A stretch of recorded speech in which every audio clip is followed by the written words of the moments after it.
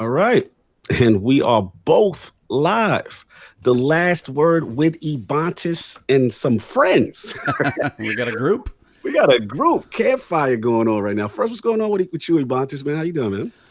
Oh, pretty good. Got my workout in this morning and just trying to always find time to get stuff in. But I'm really pumped for Sekiro. It launched. Woo! It was going to be last night, but I was like, get up early, get my workout in, get the podcast in, get a video done. But I was like, yeah, I'm going to be doing that whole thing basically live on Twitch the whole time, which is kind of terrifying because I'm going to have many deaths as I learn why it's not Bloodborne and Dark Souls. I've watched, decent amount of videos to know the changes that are coming, but yeah, I'm going to die a lot. Absolutely, man. So I hear I'm you. really, really pumped. Like, those games are like beyond frustrating, but also have like the highest levels of like satisfaction. So Absolutely. yeah, Absolutely. I just hope there's nobody like the Nameless King. Otherwise, I'm gonna cry. Fair enough.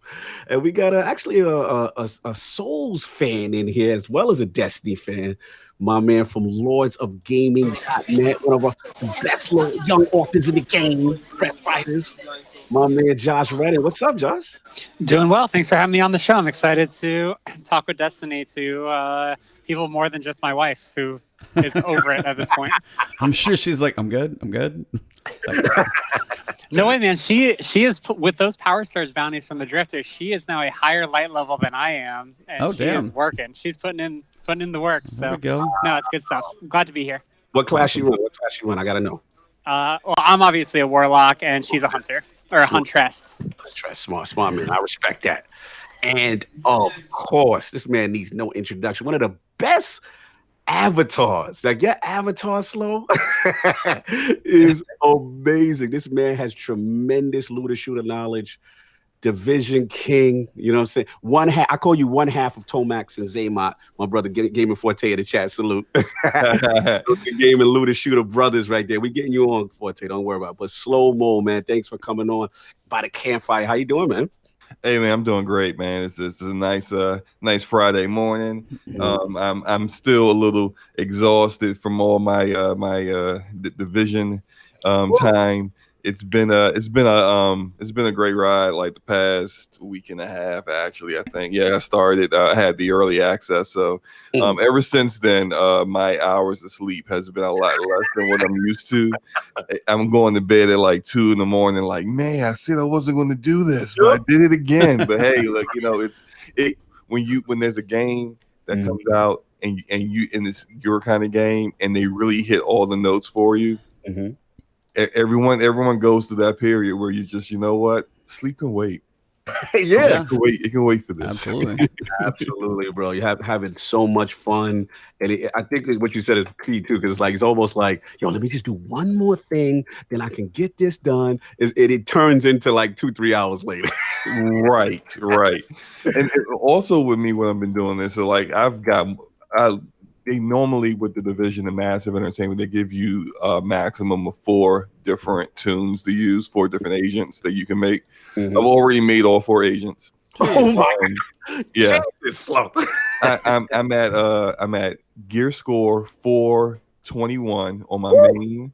Damn. I'm at for my secondary, I'm at level 12, and I'm just at level 3 for the last 2. And I basically made all of these so that like I play on my main for the most part, but when I got like my peoples who want to get on and are like, they want some help, they want some guidance, I jump on some of the secondary ones to kind of help them out with those, so that like we're at the same level. Although some of the patch notes that are coming out, I won't have to do too much of that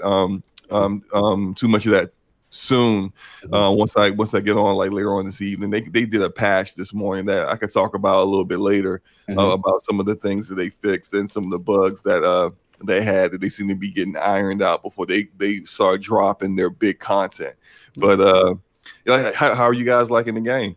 Yeah, man. I mean, I've been playing a lot. I mean, for me, it's been, it's been tough on me because I know we're going to get into Destiny as well. Because Destiny, I feel like, is in a good narrative space right now. Mm-hmm. So it's tough because I want to really fully commit to Division because I'm having so much fun with it and playing. But then it's like I go back. So I'm just in this tug of war, this push pull.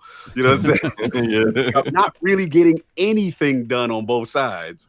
but I'm just, you know what I'm saying, in the mix kind of deal. So I'm probably, like I said, I told you before, we, pre-chat probably like level 18 or so, but really having fun with, mission structure and stuff.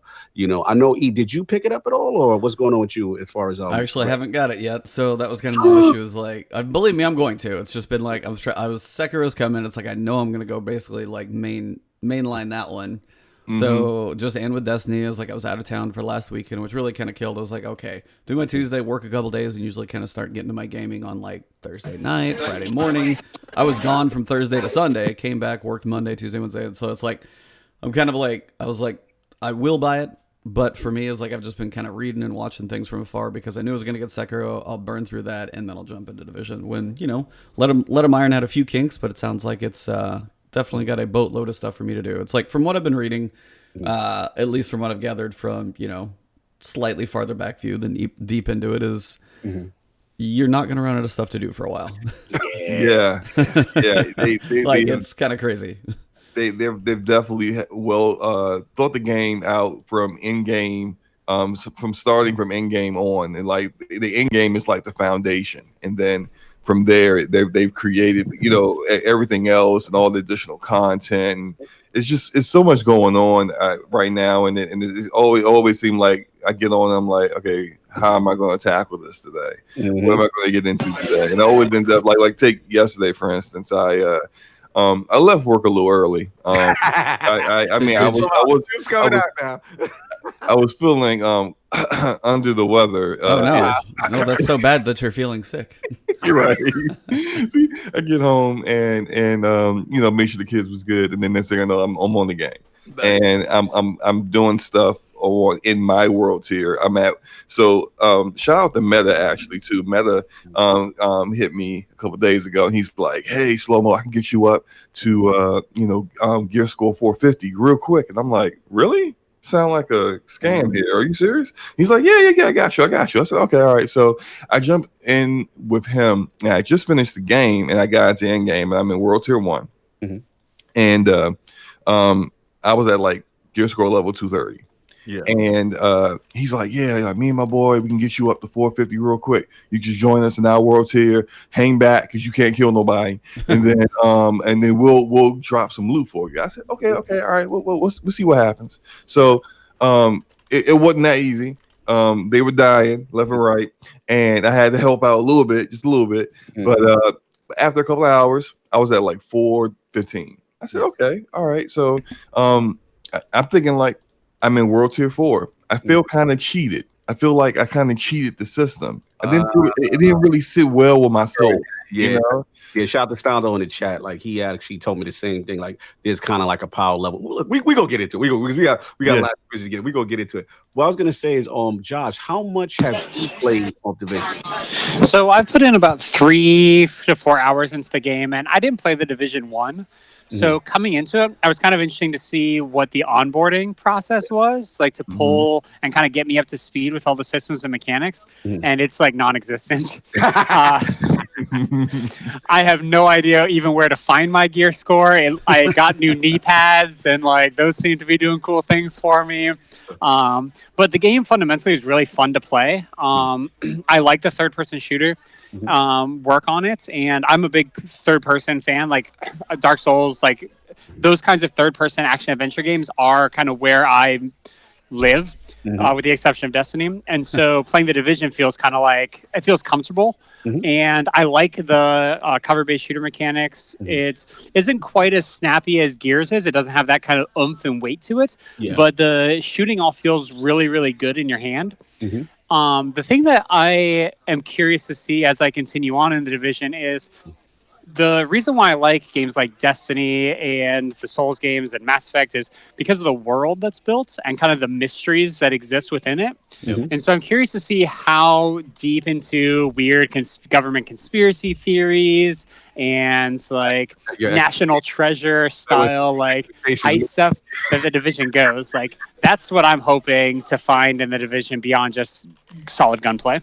Yeah. Oh man, you're in for a treat then. There's a lot of little stuff that you'll just find just exploring. Like sometimes you just get you set your waypoint marker for a mission, and you can't fast travel to it. So you gotta take that path where let me go block from block and see if I can survive on my way there.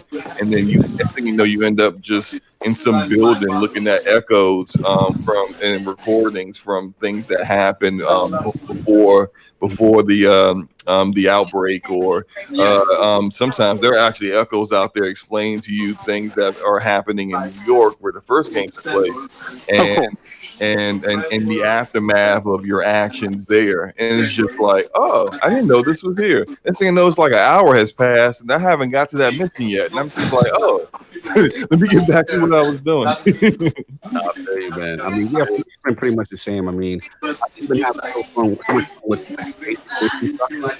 and like some of the missions, I will say they were much longer than I thought. Like, what I like. A lot of them are just like they're kind of like multifaceted, they're multi-part. And I really like that aspect. And then, like, kind of like what you said, Slow. Another thing I'll notice is like going from mission or an objective to an objective. I'll get caught up just messing around with the real world interaction. Like you'll see, some of the settlement guys kind of tell you they're making patrols. It just gives you that illusion of like living world, like people are doing stuff. You know what I'm saying? I like that. I like that aspect a lot. I will say I'm not sold necessarily on the narrative just yet. Okay, that's one thing I wanted to ask you guys about. Sorry to jump in, but like being, from that little farther back perspective, it's like everybody's like, hey, the gear's crazy depth. You start with the sets, and I played both demos. I was like, I got a pretty good feel for it, but I was like, the one thing that I've seen is like, yeah, it's not really like there's not much of a story. I mean, yeah, you get the idea you're taking over the cities, but like really, it's is it the 3 people talking in the dark room or 2, and you're silent protagonist again, which is That's one thing. I was like, just Anthem talking was nice, but I was like, how are you guys feeling on the story? Do you even care? You just like, I mean, the gameplay's one is like, or is it just like, story is kind of okay, but I'm just enjoying the gameplay. I'm kind of curious, you guys' thoughts on that one, because it's one I've read like multiple different places. Like, gameplay's awesome, customization, specialization, story, meh. That's like one I see a lot. I'll go first, then I'll give it to Slow. For me, I'm kind of in that pocket, but mind you, I'm early, right? I'm not, Slow has finished the game, he's on world tier, whatever. For me, I just get the sense like, okay, I'm a badass, get in there, do the job. I'm not really getting any like. I got a couple of echoes. I didn't really get anything narratively that captivated me. Yeah. To me, it was the mission to mission gameplay. It was doing the settlements. It was those kind of things, and the gear and the loot and the RPG mechanics of that. But I gotta ask, Slow, now that as far as you are, and obviously you definitely the Black Tusk must be invading. That whole section is going on. And I will say this, like I did like seeing like the bosses and the hunters and stuff like that. But from a narrative standpoint, like what can you tell us, Slow? How are you feeling about Division 2? I do understand the criticisms about the story. It is anytime you have a silent protagonist, it's very, very difficult to really get too invested in the story. It's just kind of reason why, like, over history, like we gone from say like Chrono Trigger, where Chrono doesn't say a single word, but it's a great story. yeah, one of my favorite games as well. Oh, you two are best friends right now. You don't realize how much respect you got. Overrated. Oh, stop it. Oh no. All right. Okay, we want to go off the rails for a second. That was Chrono Trigger, one of the best games. We're gonna talk. We're gonna have some words. but just saying, like, you would have like a silent protagonist a lot of times, and back in those days to now, where you got like you got your Master Chiefs, you have your Commander Shepherds, you have your voice protagonists, you have your Kratos, and it allows the developers to be able to drive the narrative more and form out a personality for the characters, and allow people to get invested in that. When you have a silent protagonist now, it's almost kind of a letdown. I totally get that. I totally understand it. I think this game is very lore driven and that narrative driven. Like, if you want to understand the lore and what's happening, and what happened to DC to get it to the point where it is now, there's a rich amount of information for you to find to be able to get that. And so you can people see like recordings from a guy like say, and they haven't played the first game, but they hear from a guy named this guy, who's this Keener guy, who's this guy leaving like really cryptic information and really crazy sociopathic messages to me, and they, like it's like a lot of additional information that you can find actually in the game and not like outside the game. They can be able to answer that information for you, but. As far as it goes with narrative, I mean, it's pretty much is the city has gone to hell. There are gangs everywhere. You have a gun. It's time to do something about it. I guess the guy gotta shoot people, you know. And but like, yeah, gameplay is top notch. It's they've really improved everything that they built the foundation for in the first game, and then all the issues that people had with it. Oh, there's a little too bullet spongy, or you know, here and there. They've gone and just addressed everything. Yeah. You guys want raids? We're gonna get you raids. You guys want, you know, all that quality of life stuff that we added as the updates went on from the first game. We're gonna have all that there for you day one in the second game and just build upon it. So I think that's why like it's gotten a lot of really good reviews and a lot of good feedback. It's because it's what people wanted, and they kind of got what they wanted. And even to go back to what I was saying about, I said initially I felt cheated, kind of getting that power level when I got to endgame. When I got back to my world, after leaving Meta's world, they made sure that you still have to grind out that work. So like I'm still I was at that time still stuck in World Tier 1. I actually had to complete the missions, complete the strongholds, do all that stuff. You can't just take the power level and say, hey, I'm in World Tier 4 now. Doesn't work like that. Don't work like that at all. So I did some of that yesterday, as I was also helping other people get their characters up and show them how to play the game a little bit. Some tips and tricks like don't throw your turret on the ground. Yeah, I learned that lesson. Yeah. So someone's going to come and stomp on it. You would be really upset. Little things like that. But then like I've been also kind of grinding myself up. Now I'm at World Tier 3. And I'm not really like the builds. I haven't really decided. I have 2 builds in mind that I want to do with my main agent, but I haven't gone to the point of grinding those out yet because as you keep getting your gear score up, you're gonna keep replacing gear. For right now, I'm just like, it's not worth it for me to go ahead and start grinding stuff that I'm gonna end up replacing anyway. So I'm just like, I'm gonna wait till I get the World Tier 4. Then I'm gonna put that work in. So no doubt. Now I respect it, man. Josh, let me ask Josh a question in reference to just your experience as far as like skill sets. And I know you said kind of early, you just got a couple of knee pads running around, stuff like that. But did you get a chance to mess with any specific skills?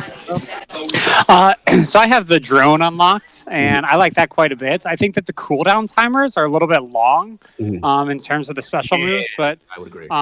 Okay, good. I'm glad I'm not the only one that kind of felt that way. I thought I was just being selfish. I'm like, give me more drone warfare. Yes. It's the most American position you can possibly take. But the thing that I like the most is I've kind of spent about an hour just wandering around the streets of DC. I've been to Washington, DC a few times, and it's really neat seeing the different parts of the city. I was in DC last for the 4th of July, actually 3 years ago. And it was cool to kind of walk around and see basically like parts of the city that I had walked around and have pictures from. And actually, I kind of want to do experiments where I walk around and take the same pictures with my character in the game at the same locations. But in terms of just like the powers and abilities, I feel like I'm too early to really give a kind of a quantitative assessment of it beyond the fact that I just think that the cooldown timers are too long. Okay. But I think that they work really, really well. I think everything mechanically about the game is so tight that I have a hard time criticizing any particular point. Right. I feel like my bigger problems are going to come more with like the gear and like the overall ability to make your character look unique in the world. Which I think that's kind of where I'm going to struggle to find incentive to grind out for high level legendary loot in terms of making my character look awesome. Yeah, I have a point about that. And it's, sorry, Courtney, I didn't want to interrupt you. They have like these loot boxes from supply crates that didn't quite make it to the ground. They're like stuck in trees all over the world.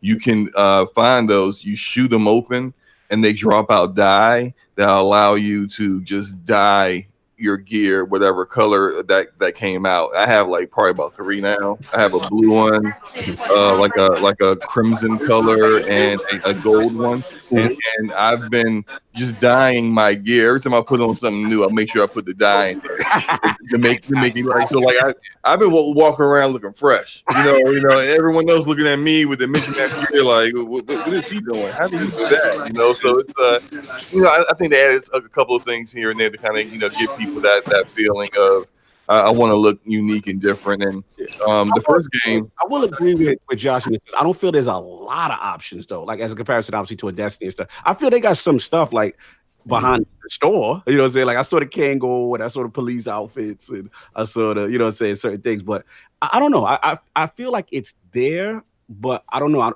don't get the feeling like I'm incentivized to do a lot of it, or like as far as like I'll get stuff here and there. But it do feel like it's trying to push me towards that loot box part. Like, yeah. I will always recommend people don't buy that stuff. Don't buy it because like everything that's in there that can be purchased can also be unlocked through a loot crate or something, and you get little points towards just by playing the game. You get points towards being able to put those points in, get a crate, and get some of those cosmetics unlocked. Yeah. And something that's really cool is they implemented an algorithm to make sure that you don't get the same loot twice. So whatever you get, hallelujah, it's not going to be any repeats of anything. It's always something that you already didn't have. So which is pretty cool. Yeah, I'll wrap it up on my side with this whole the impressions thing. It's just that look, I'm really enjoying it. I love the difficulty of the missions. You know what I'm saying? Well, and what's up, Neo Mental? What's going on? Very happy Friday, Neo. Yeah, that's another one of our agents in there. Yeah, like I just love like I said, playing the missions. The difficulty aspect really impressed me. There were a couple of really tough missions, but we had to work together. Nothing is seamless. They've been, I have to admit. There's been some glitches with skills. A lot of times I've tried to get my turret out and, it's in my hand, but it's not placing on, the thing wherever I want to place it. But shout out to Massive. They've been pretty responsive with the patching, I feel, and updating the community. And I know Snaldo's in the chat. He's got an update right now on lordsofgaming.net in reference to the latest updates. But they got to get the skill stuff fixed. There's a couple little bugs here and there. But for the most part, I felt it was smooth. I think right now, my favorite right now skill is probably the hive, where you throw that little thing down and it attacks a group of people like killer bees. Yeah, it looks really cool effect. Oh, it's so much fun. And then like the sniper turret is really cool because it really helps me take down like the yellow bars, the armored guys, and you have to manually aim it as well as counter snipe. And like I'll basically hold a position with that. I think the healing skills are very underrated. I was playing with Brap Slow, and he was running one of those, I think, healing hive things, and it's really helpful. I love the aggressiveness of the AI, whether they try to flank you, rush you, what I'm saying? They are trying to get you out of that spot, like grenade launchers, whatever they can. It's just, I love the fact that it's tough.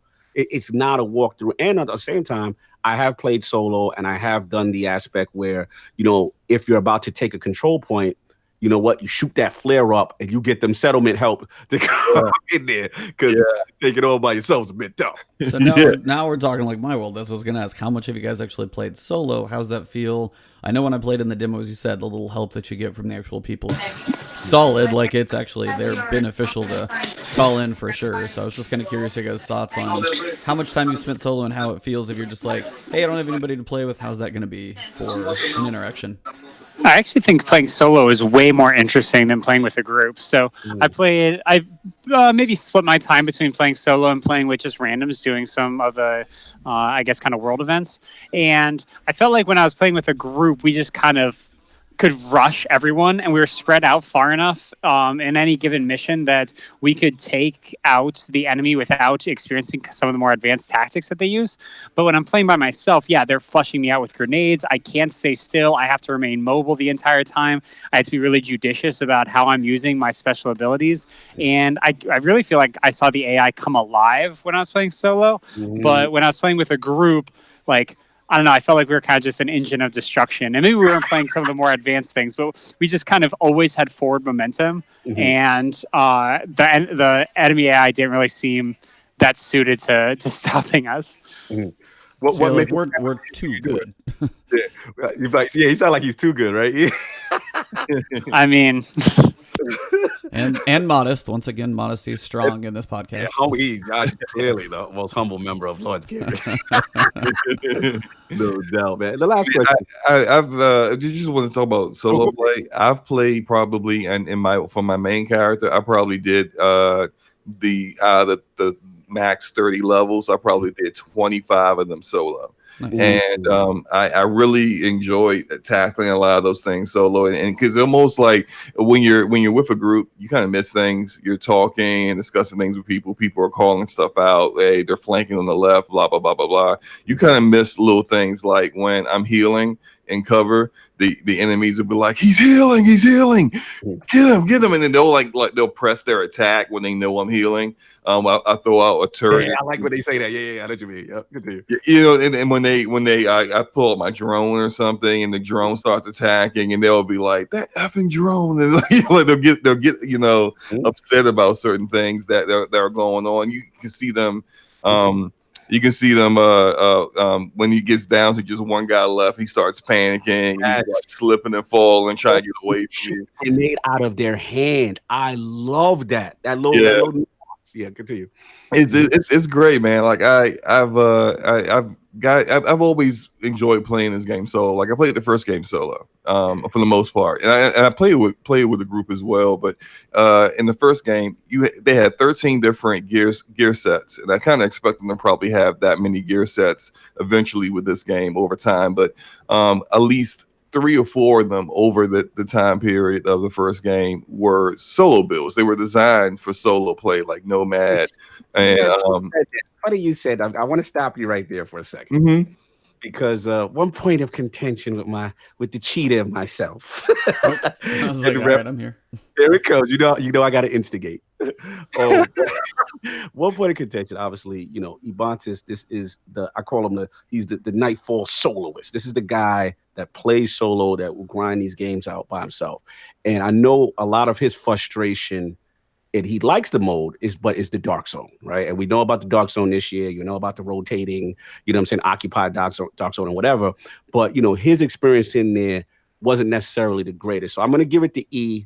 You tell Slo what you've been going through with that aspect, and I want to know if there's anything he can do maybe to help alleviate that, or it's just it is what it is. So E, tell him about your experiences in the dark zone. It's been the same in D1 and D2, and it was like my short time during the beta was kind of the same way. It's like, so take somebody like me, didn't jump in first day, gonna be a little behind the curveball, and I don't know if the dark zone on this one has I know the occupied is just like no holds bar, whatever you got. And then the others are supposed to be normalized, but take a solo person in the dark zone. Hey, I want to go in there, see if I can find some PvE guys. And then just a group of 3 walk through and be like, melt you. And you're just done. And it's just, and I mean, that's going to happen. I understand that point. But as that's like one of the larger, hey, this is kind of your way to mix it up, go see something different, or go check out these other dark zones. They're not as big this time. It's not like people are going to be like, hey, it's like, I want to hang around level 1 and level 2 in the for D1 it was the big long giant dark zone. Bottom was lower tier.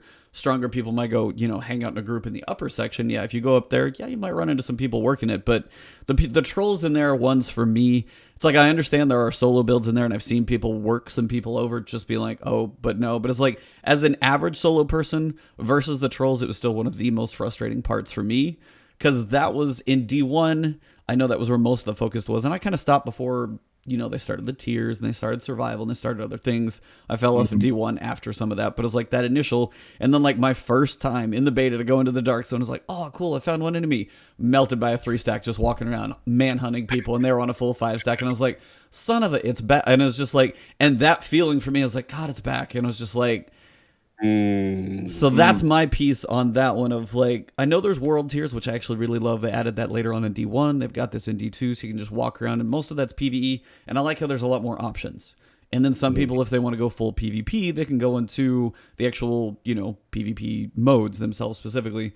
But as Dark Zone is one of those things that may not be as big of a focus now, I don't know, but it's just one of those that most of the time, that's one of the things that burned me out. It's like, hey, I kind of got some and drops. And some of the drops you get to keep, and I'm guessing still the good ones you have to get out of there, I guess, with the helicopter. Yeah, extract. That's the word I was looking for. So it's like, I know the better ones are still going to take that extraction. If you got a manhunt team, it's harder to run from the manhunt team, at least because they're smaller, and people are like, oh, I can probably get there in 2.5 minutes or however long it takes to extract. Like, it's going to take some time, and they're like, oh, let's go mess with them. And there's not much a solo player can do. So kind of curious your guys' thoughts on all that. Okay. Well, I'll say first, they definitely addressed your concerns. There were a lot of people from the first game that felt that way. They felt like the Dark Zone was really unfair. They didn't like the fact that in the first game you had to go into the Dark Zone to get the best loot. And they addressed that in the first game around update 1.4, which came out maybe like 9 months after launch. But a lot of people had already checked out by then, so completely understandable that a lot of people didn't know that. But in this game, what they've done to address that is with the normalized dark zone. So there's 3 dark zones now in Division 2. One's occupied, 2 are normalized. The normalized is like everyone's stats are normalized, but the talents and perks, some of the talents on your weapons aren't. The damage level is normalized, but the talents of your weapons and gear can still give you an advantage. So it's really about like your build, like how you build your character, and before you go in can determine a lot. And that may seem, if like as you said, as an average player, that might feel like I'm at a disadvantage from people who play longer. But I mean, just based off of something I'll say that a Division YouTuber, Marco Styles, found. Marco came up with a one-shot sniper build, and he said it didn't take him no more than a couple of hours to put it together. He got 3 of a particular brand, of 3 of his 6 gear slots of one brand, and then a Model 700. Not even a good Model 700, a piece of trash Model 700 with bad rolls, and he's in there one-shot sniping guys. Just based off of having a couple of talents on his three brands that worked really well together. And so you can come up with a build that can be able to, bring down those manhunt parties. And I think also something to note is that in this game, even though the map looks smaller than the first game, the scale 1-to-1 to what DC really looks like, and the size of DC compared to New York is a lot better. So it's like the map is actually bigger than the New York map from the first game, and the dark zones are bigger than they appear.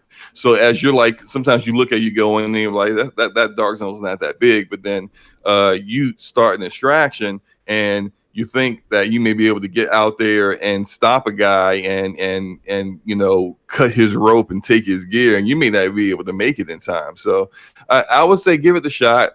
Me personally, I have not played 1 second of Dark Zone or PvP since the game started. I've been so engrossed in all the hours I've been playing this game, so engrossed in all the PvE aspects. But I did play a lot of it in the beta, and man, I had a great time. I went rogue a couple times just to really see that mechanic, have a little fun. But there, I could give you one example of something that I think this, and this is as a solo player. I was in the dark zone, I'm What's running the skill around. build you running? Tell me what skills you're running in it as a solo player for a guy like Ebontis. What do you feel is effective? Would you have like a healing hive? Like, give me a skill build.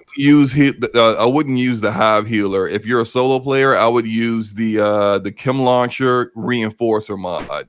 What that does is that it just drops like a pellet, and then it like explodes into a little green cloud and heals your armor right there on the spot. It has probably the shortest cooldown out of any of the skills out there. So I use that when I'm playing solo, and I'll use the Hive Healer when I'm with a group, because the Hive Healer has a bigger area range. It's kind of like the support station in the first game, and it can heal a bigger group of people. You can also point the Chem Launcher at other players, and it'll shoot them, and that will heal them. But for the most part, it's really good to just hit that bumper or whatever button you have it on your mouse and keyboard, and get that heal really quickly. That's better to use solo in the dark zone and PvP to kind of get yourself a little bit of a boost as you keep fighting. The good thing with it is that the tanky guys who can't be shot down because they're just they got so much armor, all that kind of stuff,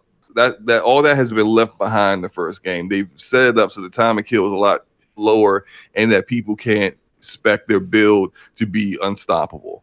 Which is why there are a lot of like big time YouTube, I would call them griefers and trolls, who have a platform on YouTube, who are now kind of complaining about the dark zone not being what it used to be, because they start going on manhunt, and then next thing you know, they get shot out of nowhere by a guy with a one-shot sniper build, and next thing you know, that manhunt's over. And so they're not really being able to dominate like the way they used to. It's a little bit more fair and a little bit more balanced, and for everyone to kind of enjoy the PvP and not just the guys that know life the game. Gotcha. I'm gonna get Josh in before we move on. Josh, have you done any Dark Zone ever? Any Division 1 or any? No, I didn't play Division 1, so this is all brand new to me. And so even just getting onboarded was probably a lot easier for the rest of you guys than me. So no, I haven't touched the Dark Zone yet. I'm terrified of the Dark Zone. I will stay firmly in the light with the Vanguard. Very shortly. Yeah, very shortly. I got you. But I mean, look, I'll wrap up. I know we definitely been talking a lot of division and stuff. And look, it's a strong first start. There's some small minor gripes here and there with growing pains and balancing. But for the most part, I agree with Slow. Just from a feature-rich standpoint, there's a lot to unpack. There's a lot to do. And I just like from a looter shooter standpoint, it's gonna push Destiny. You know what I'm saying? Like Destiny, Massive is proven that they've listened to enough of the complaints of the first game that hey, they're here. We're gonna address it. The main thing I think they just need to do. I'm dying to know when the raid launches. So I need to know when that. I'm very curious about. I know the World Tier 5 is held back, right? But what about raid? Curious, when is that dropping? Do we have a date on that? We don't have a date on that yet. I'm kind of suspecting it'll be sometime this summer. Okay. But we don't have a date on it yet. And they did hold back World Tier 5. They said in their state of the game Wednesday, that they wanted to fix some of these little bugs that have been popping up. And like the skills bug you mentioned, that popped up on Friday of last week, and then they had already had a fix and update for it by Monday. Mm-hmm. So there and a lot of some of the other little issues with like NPCs that you need to speak to being missing, they addressed that this morning. So they're trying to go through the process of fixing all the bugs first. Gotcha. And pushing on to the next world tier, which I suspect should be out like in probably next month. Gotcha. What did raids look like in Division 1 compared to like what we see in Destiny? So raid, compared to Destiny, you have a 6-person raid. You've got, stages of levels and bosses and stuff like that. D1, they didn't exist. Division 1 basically didn't have a raid that had, quote, incursions is what they called them. And they were 4-person activities. And the first one is pretty much what turned me off of the game. It was this basically a larger interior room. There's an APC like indoors shooting rockets everywhere. It sucked, basically. You had a little hallway. You're like, hey, shoot a couple enemies. Then you get in this room and you're like, okay, so you got to like do all these waves of enemies, and then it's just they kept getting harder and harder and crazier. And it's, I know people obviously made it easier after they got sets and things like that, but the way that thing started is rough. So I actually don't know how a raid is going to be in D2 with the 8 people. If they're going to have mechanics, are they going to split you guys apart? They have potential with a lot of stuff, just because it is 8 people. I'm just going to be kind of curious to see how that all works in, actually live in action, because if they actually pay attention and listen, and it depends on who they have build the raids, but also how realistic they keep it. So that's one of those things I've seen in the videos, and I called at one point with Cognito as well. It was like, what are we going to have for like a raid boss or something? I said, hey, a big helicopter. And then sure enough, you see like those big 4-bladed aren't like personnel carrier helicopters, but they said that was almost more of a world event that would like happen with one of those out there, not as much of a raid boss. So I'll be kind of curious what they do in the airport actually. So that'll be interesting. Yeah, I'm sorry. Go ahead, Connie. I didn't want to interrupt you. The raid is a big thing for me. I'm with E because I have to agree. Incursions left a bad taste in my mouth with Division 1. That, in my opinion, was not endgame content, and that's the thing Destiny will always, in my opinion, have over Division. However, when I did hear the devs say with Division 2 the commitment to raid, and shout out to Eric's Gaming, you know what I'm saying, he had the devs on and he pressed them when he said, are you going to have a raid? And he's like, is it going to have, how is it, is it going to be like Incursion? They were like, no, it's going to be mechanic based. So when I heard that, I'm like, okay. Now I'm with Ebontis also in that 8 players is a lot. Right now we're doing 4, and 4 is I feel like is a good spot. 8, that's a lot of players. So I don't know how messy that's gonna get. I agree with, shout out to Neil Mentor in the chat. If they do something where they split you up, maybe, and then maybe you come back together, almost think, Josh, almost like 8-player Vault of Glass in a way. You know what I'm saying? Where Vault, they sold. If they do that, if they go that far, hell yeah. Like then I could see it working, but I am skeptical of 8 guys in a room. Like that's a lot. You know what I'm saying? I don't know how. I feel like it's a little messy. What do you think? How do you think they could pull it off? This is new territory for Massive. This is one thing Destiny does so well. They have highly respected raids. I mean, Last Wish is arguably one of the best, next to Taken King and Vaulted Glass, arguably could be called the GOAT. And even their kind of average raid, so to speak, Wrath the Machine is beloved. Crota is still beloved. So it's interesting. What do you think, Slo? What do you think they have to do to hit the nail on the head with the first Division raid? Well, I just want to say, like, I played a lot of Destiny 1 and a good little bit of Destiny 2. I'm not as hardcore as you guys, but I think Vault of Glass, out of all the raids I've done, Vault of Glass is still their best raid, in my opinion. I've done all of the incursions. There are 4 incursions in Division 1, and the one Ebontis mentioned was by far the worst. That one is called Falcon's Lost, and it's basically a horde mode, 15 wave horde mode, which at the time when it first came out, if you got the wave 14 and your group wiped, you had to start all over at the beginning. It was terrible. It's by far their worst one. No one willingly does that particular activity unless there's like a reason to do it. You want to get an achievement or a trophy in PlayStation or something. That's the only reason why you do it. They said we don't talk about Falcons Lost in here. yeah. Falcons Lost is bad. It's terrible. It's probably the worst thing they ever did. But they got better for each incursion. The next incursion which was a lot shorter.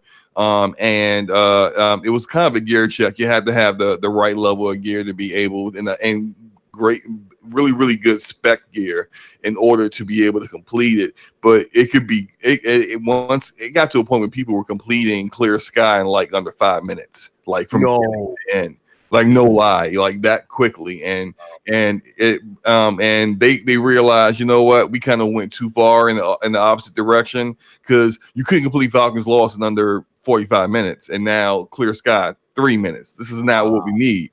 So, the one I think is the best, the next one, this Dragon's Nest is awesome. Dragon's Nest has a lot of those, like the mechanics that you're kind of looking for. There's teamwork needed. You had to have kind of certain strategies to take down certain areas. They had like 4 bosses. They call them the 4 horsemen that pop up right in the middle of it. That could be a complete gear check on your group, whether you can even make it on. And I really enjoyed that one the best. But the last one, Stolen Signal, is a lot like a Destiny raid. There's a lot of different sections to it. There's a lot of different. It's a whole bunch of teamwork and a whole bunch of different. Like it'll be one section where everyone has to pull out, or at least 2 people have to pull out a ballistic shield, and to be able to complete that section and be able to defend other players as you complete the objectives. It's really good.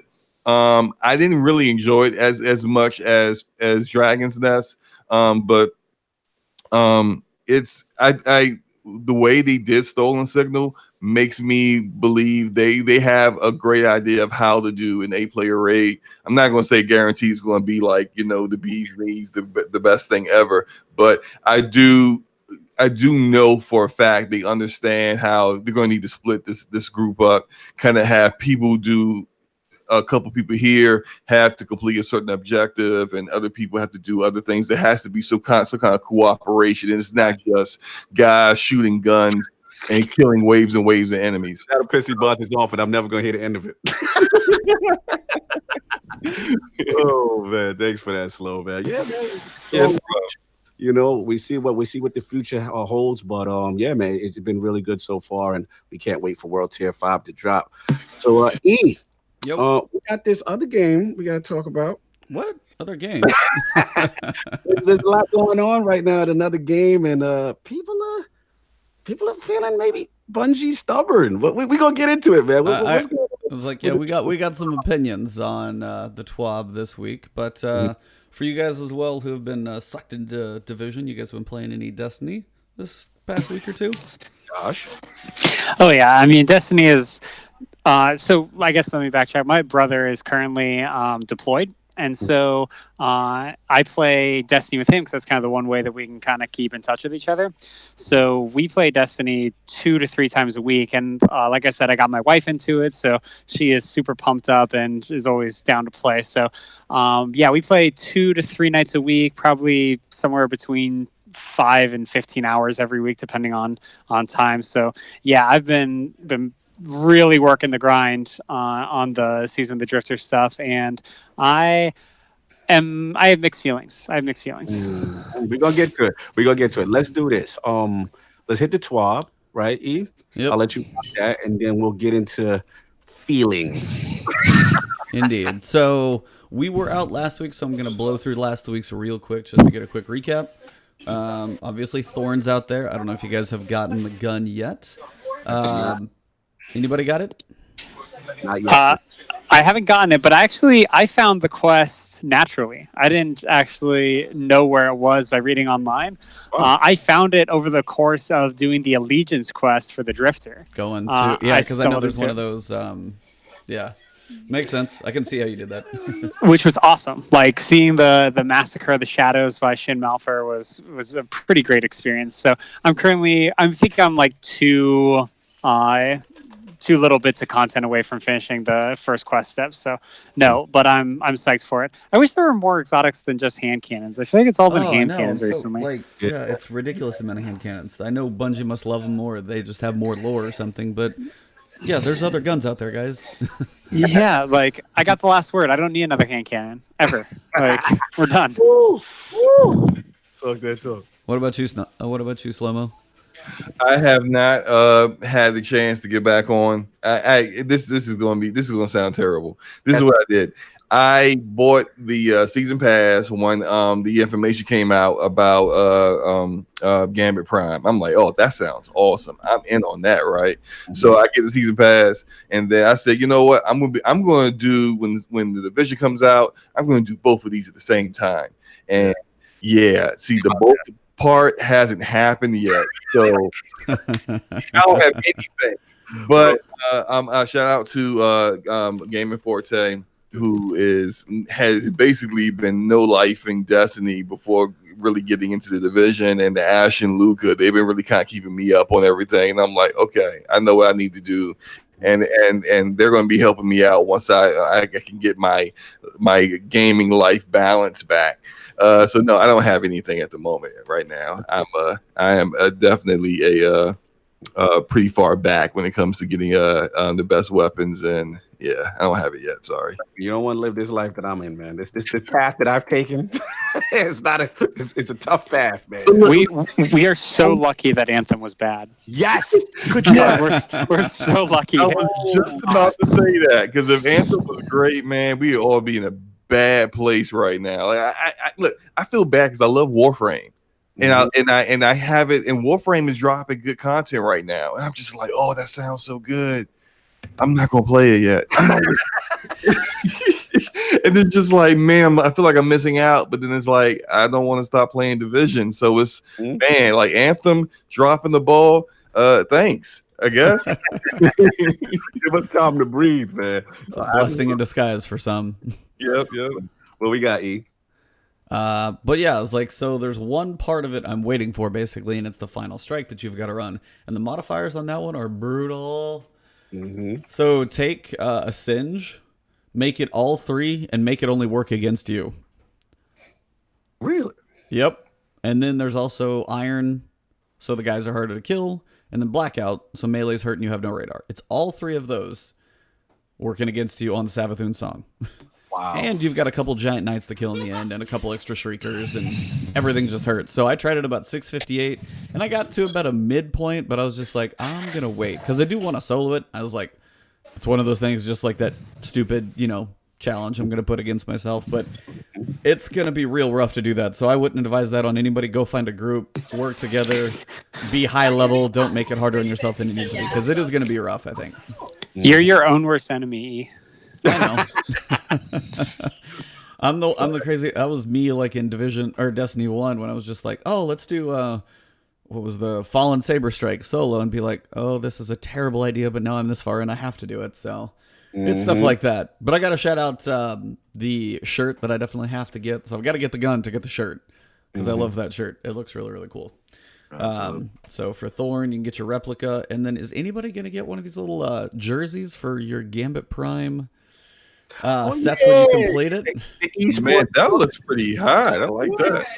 Yeah, I think it looks fire. I go for the esports. That's kind of lit. I might go that yellow because I'm a sentry by nature. That's my thing. I'm a sentry.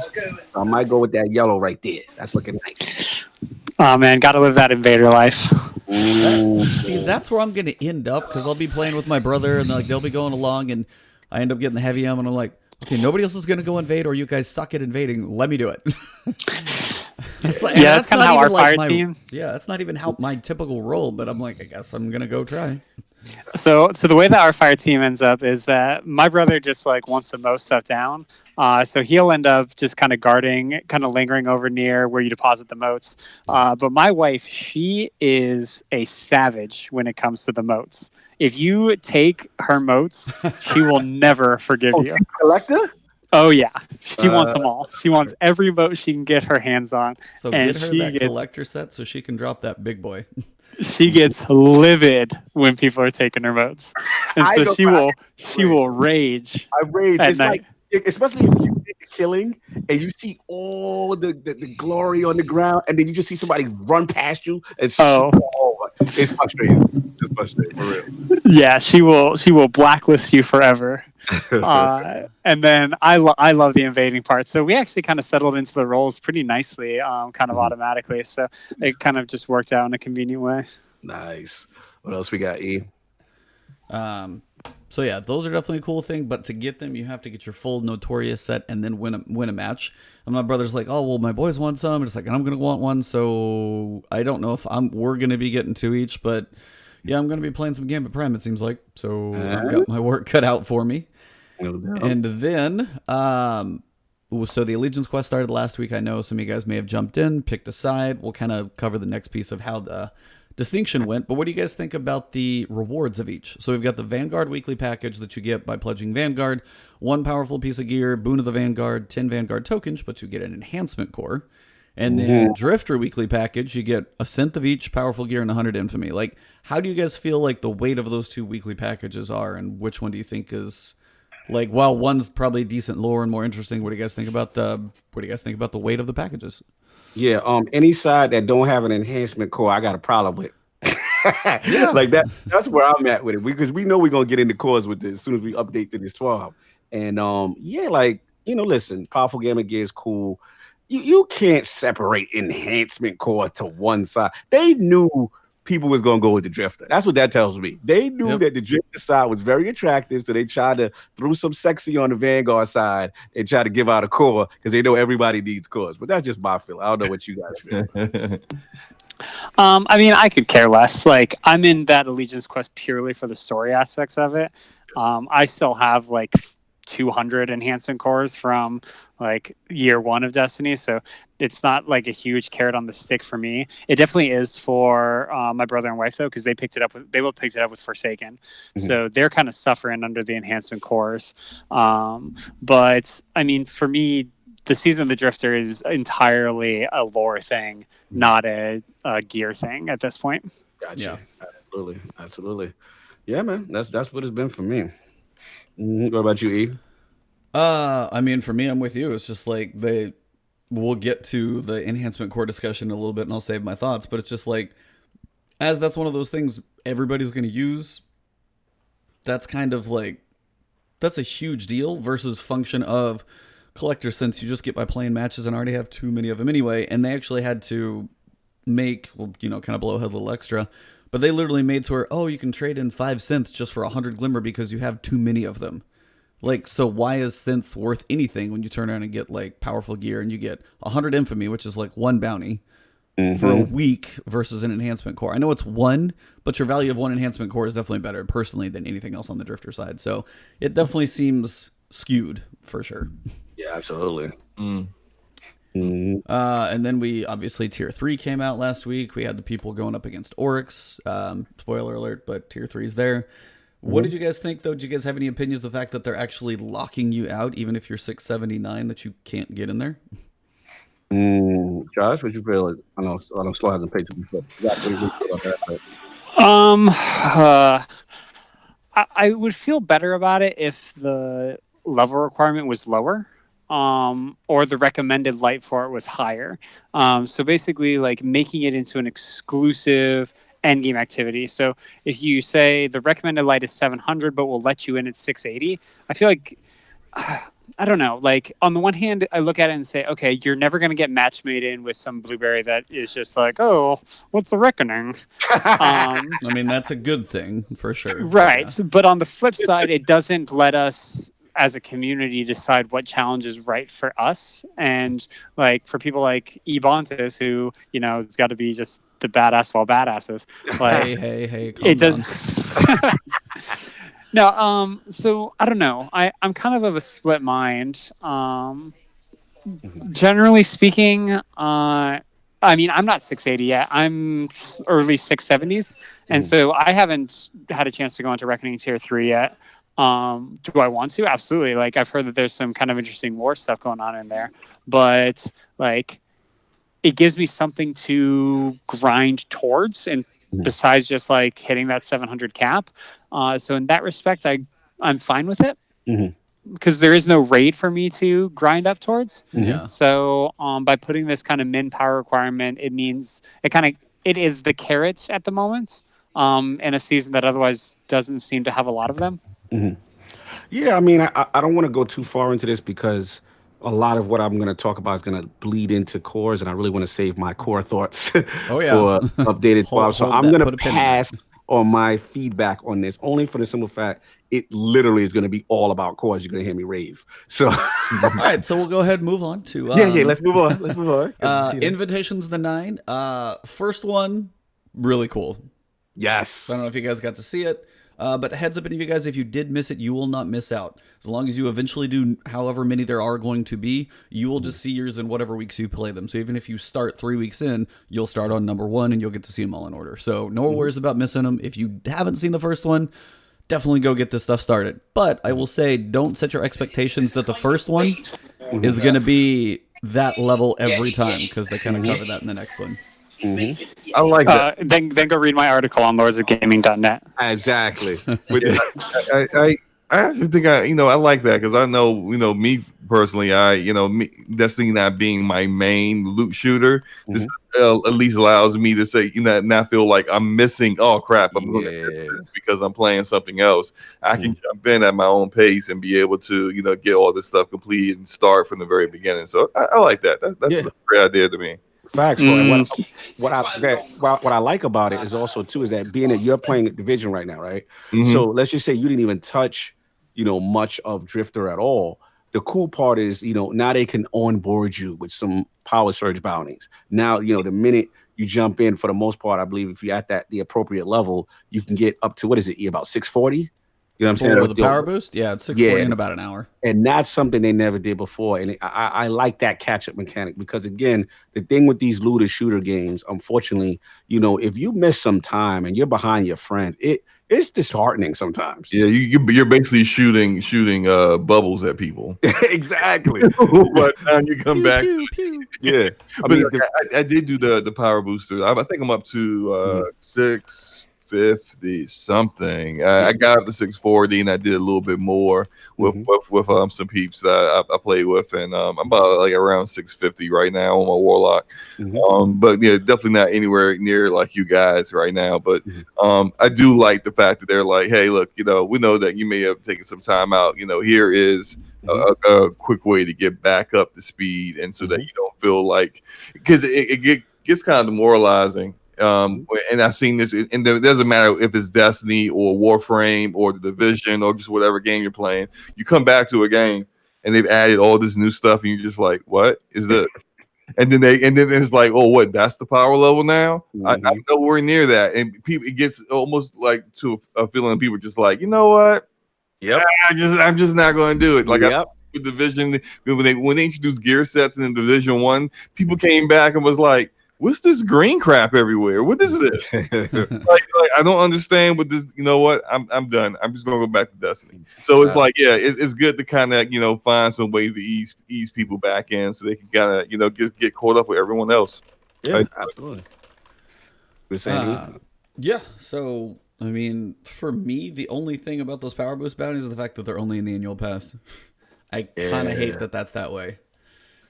I was like, I understand like there's more incentive for, having the higher level if you're going to go play stuff, but then you get an Iron Banner. We'll get into that in a little bit as well. But it's just like for the average person, be like, hey, I kind of, even want to catch up with my buddies to go run a Nightfall with somebody as well. It's like, nope, not unless you get the annual pass. That's just one of those little twinges. I was like, just give it to everybody. So yeah.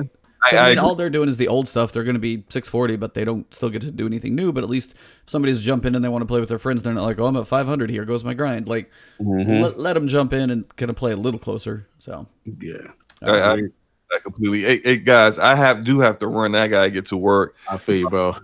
Slow. Thank you for coming through and blessing us with that Division knowledge. I lean on you, man, when I need to learn stuff.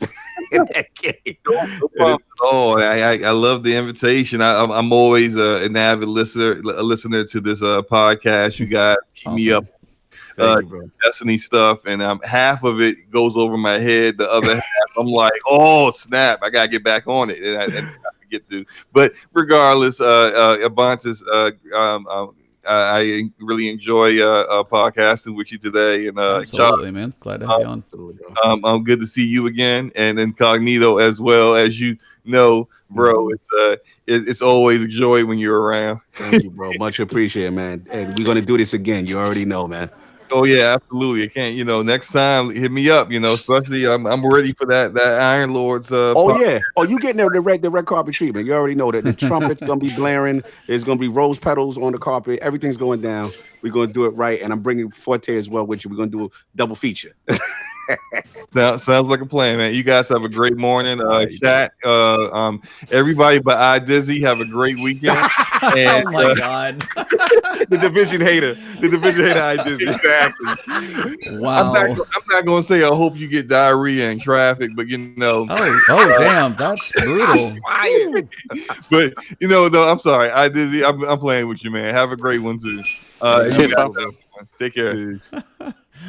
Man, you can only say that if you know somebody real well, because Shout out to Slow. Shout out to Dizzy for being silly. I love it. Oh my god. Where were we with the updates, man? Where we at? So now we're on this week's TWAB. We'll catch up to kind of what's current. But yeah, we're looking at the calendar. We've seen most of what's going to happen outside of these general for everybody things. The Revelry, Arc Week, those types of things are going to be early to mid-April, a little bit in May, and that's going to kind of wrap up the season. But right now, we got everything. Now, I kind of want to ask you guys your opinions on just the fact that we do have everything, and we're like 3 weeks in. There's not like the drip feed. It's not a little slower, but now you've seen it all, and now if you kind of got there up quick, what do you guys think about your time in it? Like, how do you guys feel about this season so far, the way we've seen everything? Go for it, Josh. I feel like this season is kind of the opposite of the Black Armory season for me, in that the Black Armory had milestones that were spread out nice and evenly. There were PvE things, which generally speaking, I play mostly PvE. And so there was always, the next forge to be unlocked. And there was that kind of, that, I don't want to say carrot again, because I feel like I've said that too many times, but that next activity on the horizon. Yeah. Whereas with the season, but going back to Black Armory, the lore was pretty terrible. Yeah. Like there was the interesting introduction of Ada right at the start, where she's like, "I hate Guardians. Like you don't belong here," that kind of thing, which I thought was really compelling. But then it kind of just went by the wayside and never really progressed into something that I thought was worthwhile to the overall Destiny lore. Whereas with Season of the Drifter, it's the exact opposite. Like, I love the Nine, I love the Drifter, Dredge and Yor is so cool, Shin Malphur, like all of this stuff is awesome. Like, I think that the growing schism that's occurring between the Guardians on the side of the Drifter and Guardians on the side of the Vanguard is so fascinating. It's something that I've kind of been waiting for Bungie to do for a long time, is kind of build up kind of a faction system that actually matters, unlike things where you had faction rallies, but there's no difference between Dead Orbit and New Future War Cult and New Monarchy. Like, it's just a name. Whereas here, like, I feel like Destiny has a potential to really do something interesting. And there were those leaks about Destiny 3 potentially having, siding with the darkness or siding with the light. And I don't know if this is a lead into that or what the end game is here. I mean, I predicted that the end game was going to be you and Shin Malphur and the Shadows of Yor all standing in a Mexican showdown on Dwindler's Ridge. But given some of the revelations about Shin Malphur, that might not actually end up being the case. But I think that this can take us somewhere interesting. The question is, how quickly will Bungie follow up on it?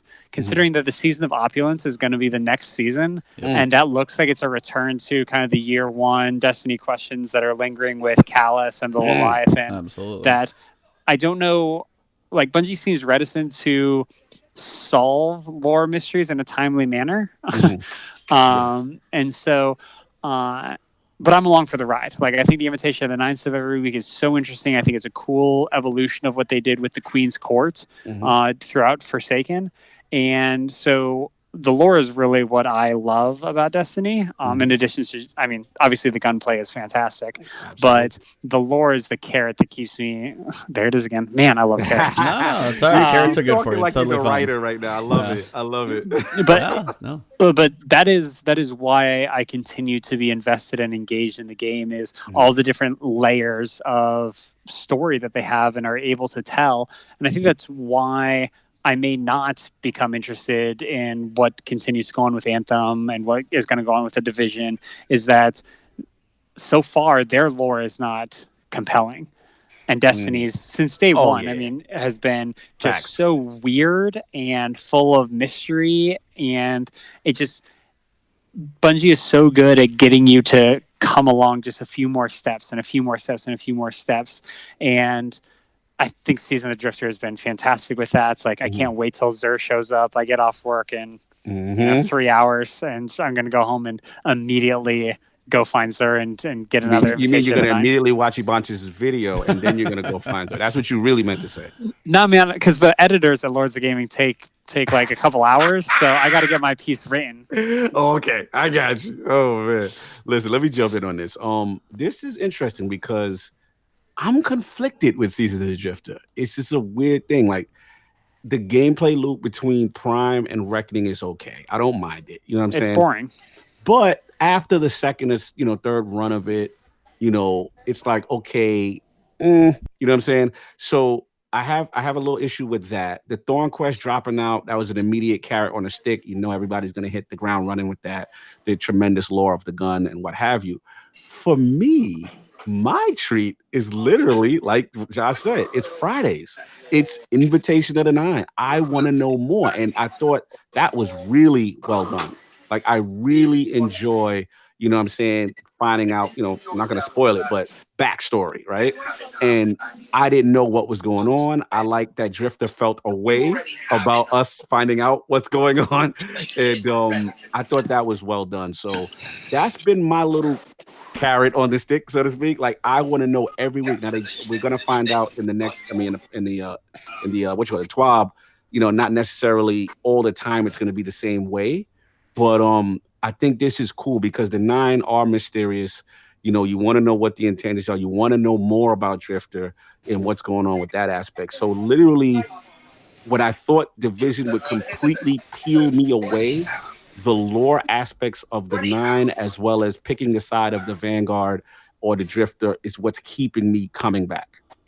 Can we just say that the voice actor for the Drifter, who I just looked up his name, Todd Haberkorn, is awesome. Yes. Oh yeah, He's been doing a great job. So good.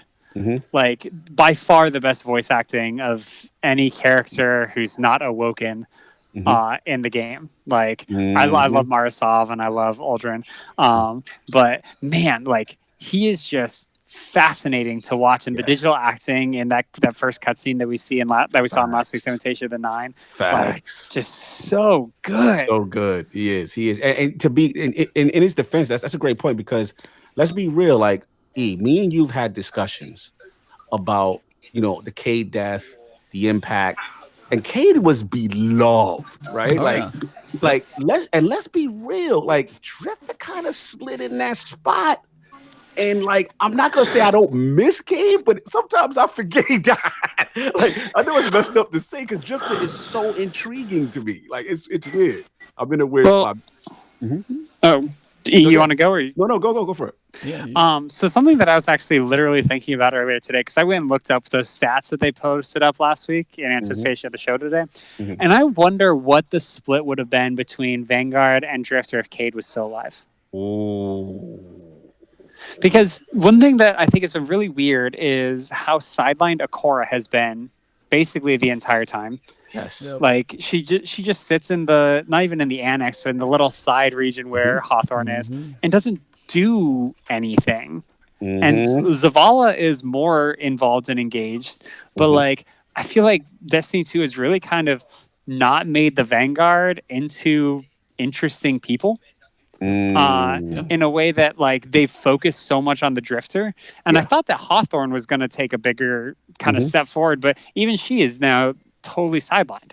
And so I kind of want to see a bit of a redemptive arc for the Vanguard and making maybe not redemptive, but a reinvigoration of the Vanguard as characters that you look up to and that you aspired like towards. And like, I don't know, I want them to be cool again. Like I don't feel like either Akora or Zavala is particularly cool right now.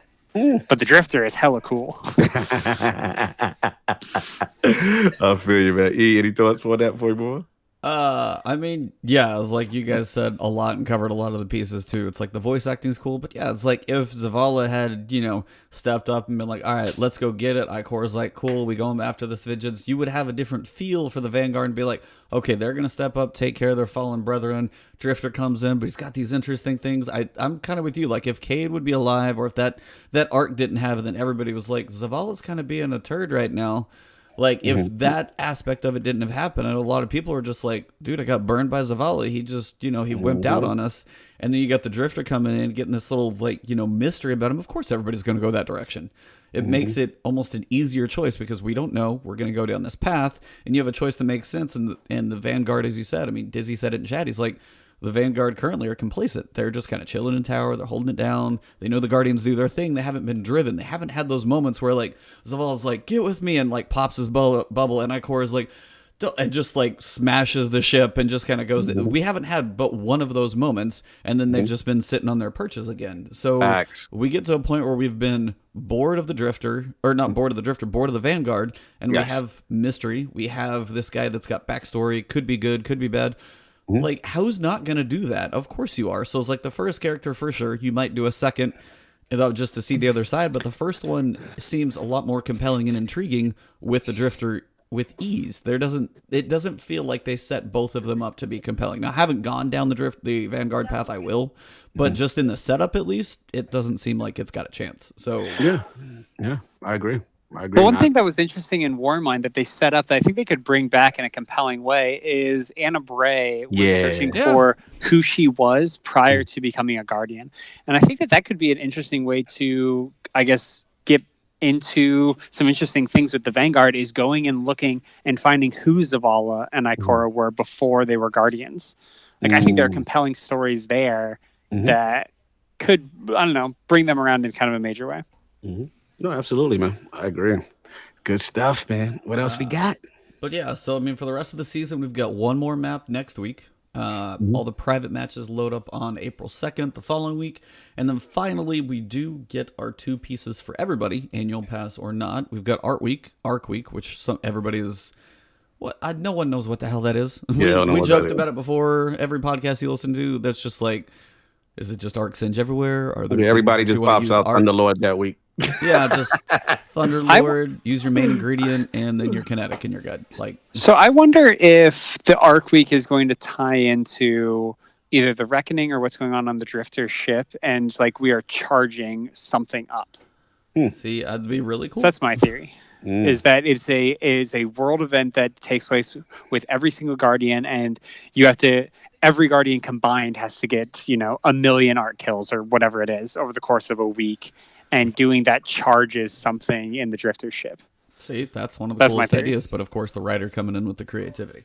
Of course. That's LordTheGamer.net right there. He talking that talk, baby. Yeah. Let's go. And then we got the Revelry, which looks like it's going to be a longer event. Like we had, this one's going to be another 3-week event, it looks like. So we definitely have some more time to spend in the Spring Forest. A little brighter colors, it looks like. And that will be coming April 16th to May 6th. But those are the general ones for everybody. But we've basically seen everything. I was like, we've talked about it before, so yeah, we don't need to go through it all. But it's just kind of interesting now that we all have it, there's not really a rush for anything you said. There's no raid to grind up for. And Tier 3 is just going to be waiting until I get there. I'm 687, so I mean, if I found a couple, I'd probably potentially be able to do it. It very much depends on the rolls of the day, I can tell you that. If you go, they took Glass out, thank God. Glass was brutal. Yeah, and they did put Prism back in to give it another more of a rotation. But if you have a bad roll on that day, just may as well be like, nope, not going to do it that day. Which is kind of an interesting thing for an end-game piece of content to say, how are my modifiers today? They suck, never mind. Like, that's kind of disheartening for some days to be like, hey, I got everybody coming in. What's the random roll for Friday? Oh, okay, what else are we going to play? Like, that's why I said it's fun. That's why it's such a mixed bag for me, because the content loop is not necessarily what I'm here for. I'm actually here for the narrative aspect things. And it's fun. It's a weird spot. It's so uneven for me. Like, I really want to go in on it, but then I'm like, damn, I like the Drifter. I like the Lord Air. I love the 9 there. But necessarily, I don't like looking forward to these terrible. I don't necessarily like grinding Gambit Prime all the time, or you know what I'm saying? So Cog, what you're saying is that maybe it might be helpful to have some kind of tests or trials that relate to the 9 that could propel you forwards. That's my love. He talks that Irish talk, and we need to preach the good word, brother. That's my man. You already listen. I'm hoping upon hope, and another reason that got me excited, and E knows I've said it, ad nauseum, is the fact that the 9 are away from trials and they're in Gambit. Stay over there. You know what I'm saying? And yeah, man, like that's what I'm hoping for. And again, shout out to you, Josh. You had a great article in reference to the things, I believe, just theories in general, what you think could happen, you know what I'm saying, as far as where this season is going and who you think things might be leading up. And I like the fact that you said my boy in there, so I'm happy. Hey, I have zero doubt that the character reference is Osiris by the Emissary of the Nine last week. The other one is much more up in the air, but I'm leaning towards it being Rasputin, just to kind of tie back into what happened over the course of the last year in Destiny. But I would love if it was Eris Morn. She's my girl. Scream, I see you in the chat. We were literally talking about what you're saying. He said, Scream said he's working on a theory on who the infinite hourglass and the old knife sharpened anew. Do me a favor, Scream, put in the chat. Can you tell us who you think those two are? Because literally that's the article that Josh wrote, and he gave his theory into who he thinks those two are. If you can put that in, that'd be great. Yeah, so I think it makes sense for it to be Rasputin. The old knife, obviously, Rasputin is from the Golden Age, and it was forgotten for a really long time and then reawoken recently, so it's been resharpened. If we want to go a little more literal in terms of blades, if we think all the way back to the Taken King, at the end of it, after defeating Oryx, Eris Morn, who was a non-player character that was fairly prominent in Destiny 1, but we haven't seen her in Destiny 2.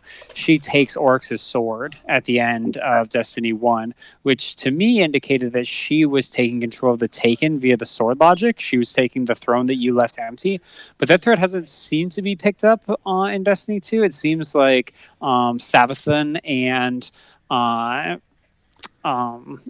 Courier Blade Transform are the ones who have taken control of Taken since Oryx's throne has been left empty. At least that seems to be what's indicated by the Dreaming City. But whether that holds true, well, who knows when we'll see that. Interesting. The theory's gonna go on. This like I said, it's the narrative right now that's keeping me. It's in a good place. But we got a lot of twab to get into. So what else we got, man?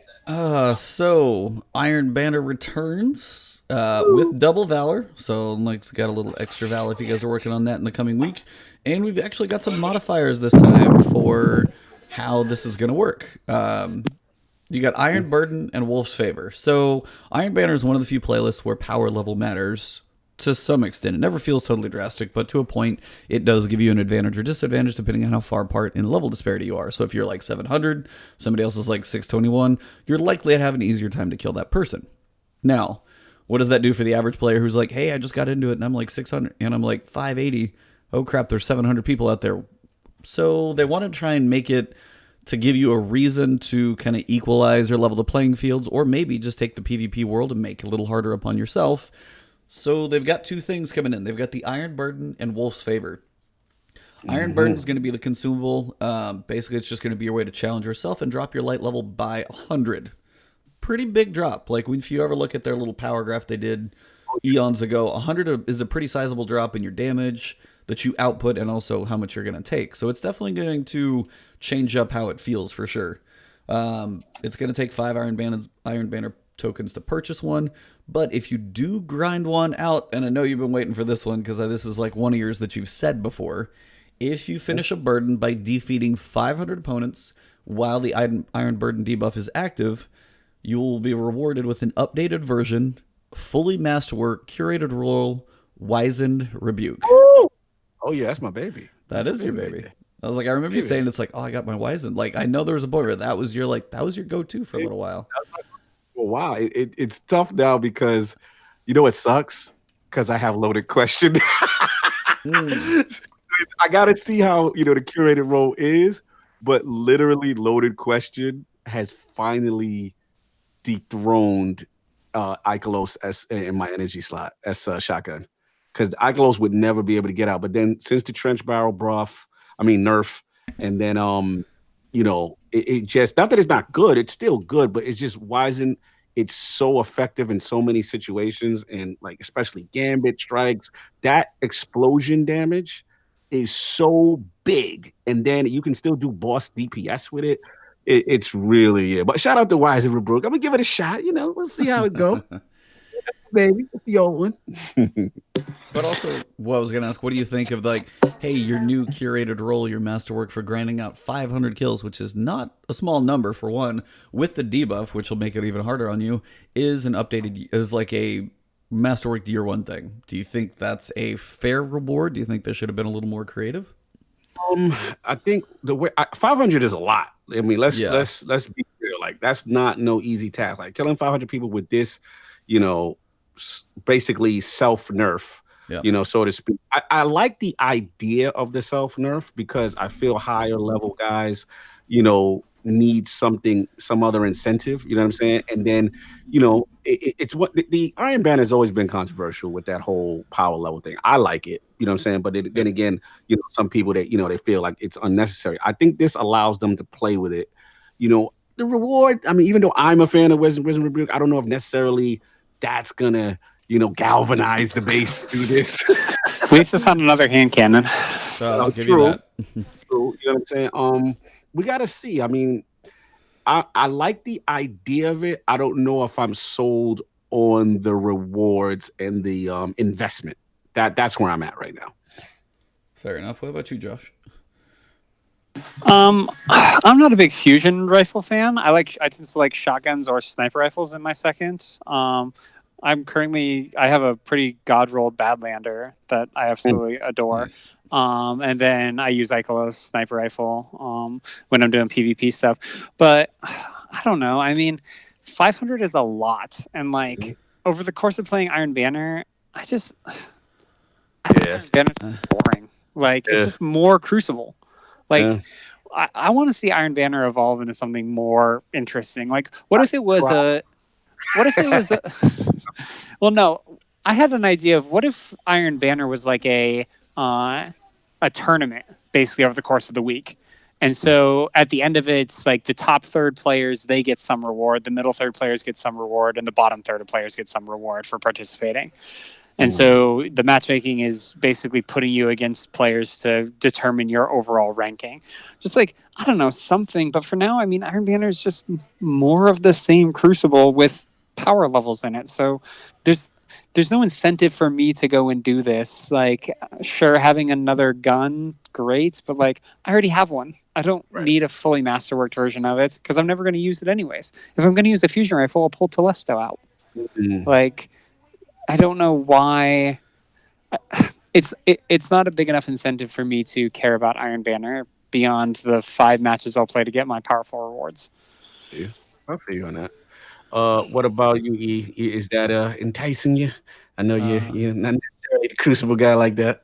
No, I mean, I'll play some here and there. I've had some fun. It's like I dabbled in the tiniest bit of comp actually working on the Thorn Quest just because it moved the bar a little quicker and I had somebody playing with me. So that helped a little bit. But yeah, it's like Iron Banner, as you were even before, like they would be different modes. Maybe it was Iron Banner Mayhem or Iron Banner Control. It has been Control since D2 launched. It is the same thing. It's like War Blackjack's in the give us combined arms, give us larger maps, give us some reason to set it apart. Like I'm with you, Josh, for sure. And then the other side, you have this Wolf's Favor where you take like lower level people, you bump them up a max of 100 up to 700 for 30 minutes. So it's pretty short. I mean, how many matches is that? 3? Maybe. I don't know. I thought steroids lasted longer than that, but I mean, I don't have much experience. I was like, it kind of depends, but it's also like Magneto's like losing his mind over there.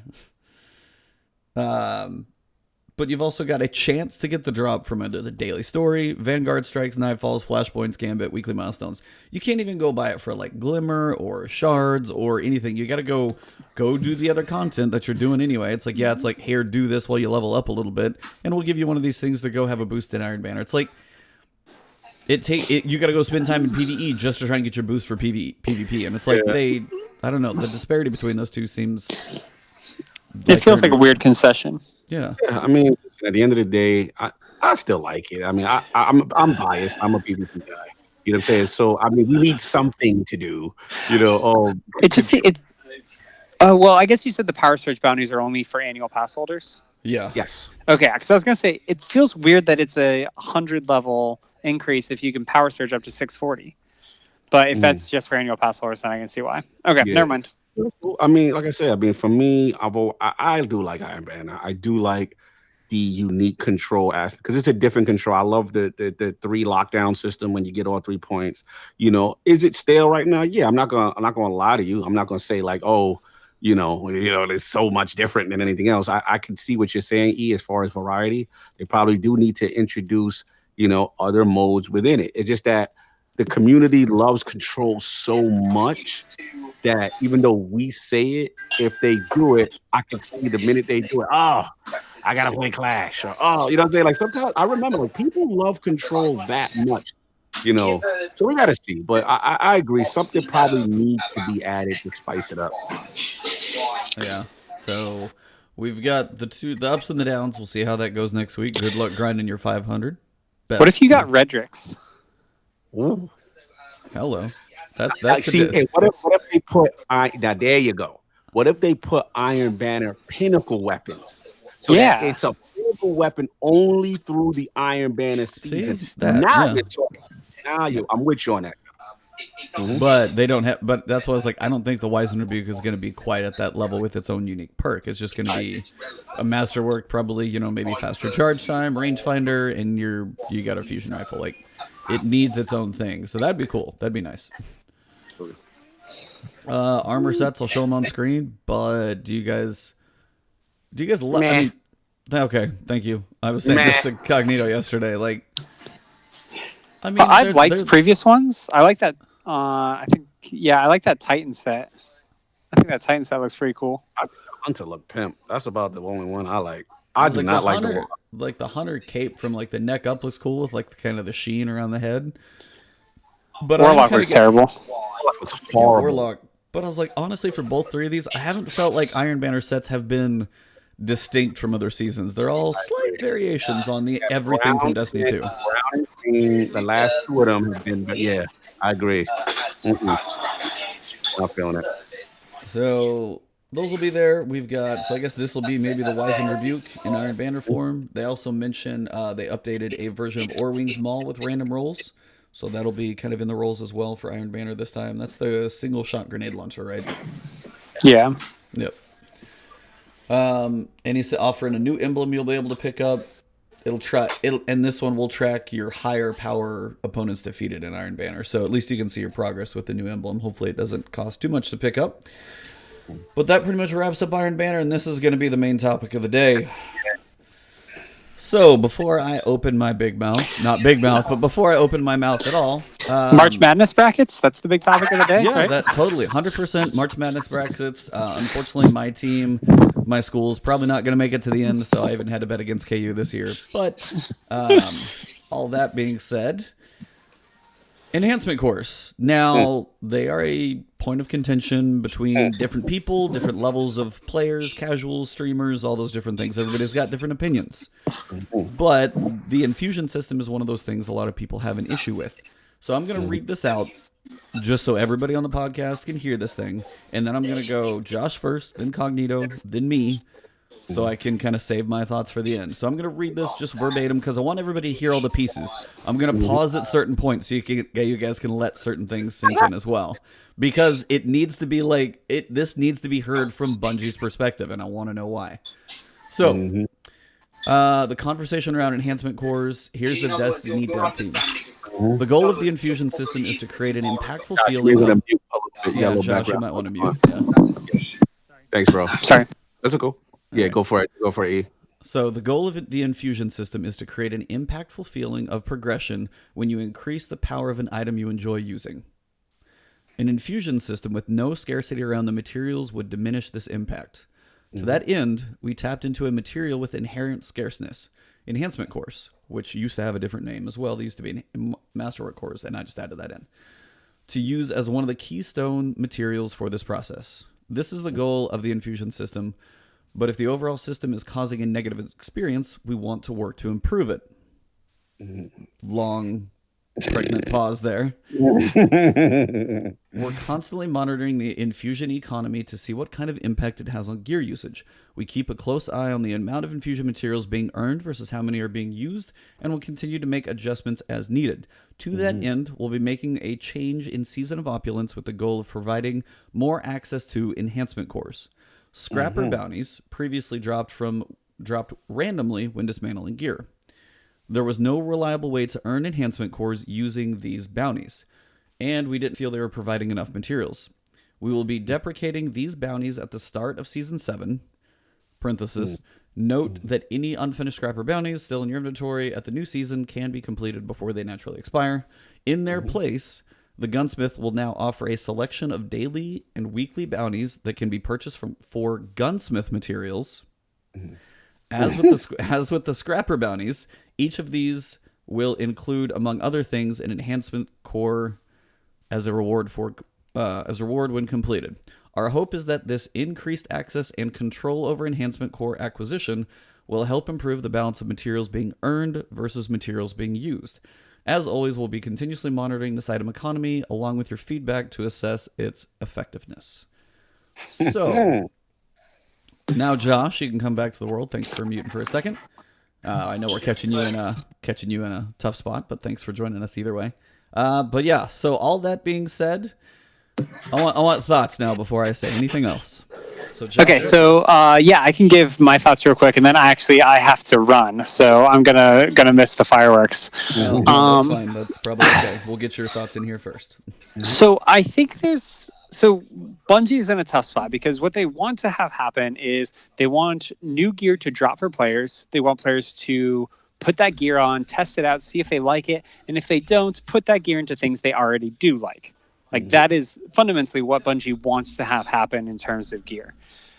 Now, the problem is that enhancement cores are a bad idea. They're too rare, and like I have 150 some enhancement cores, but I don't want to spend them because why would I upgrade my Whisper when I know that, in 2 more hours I can upgrade it by, 10 more light levels.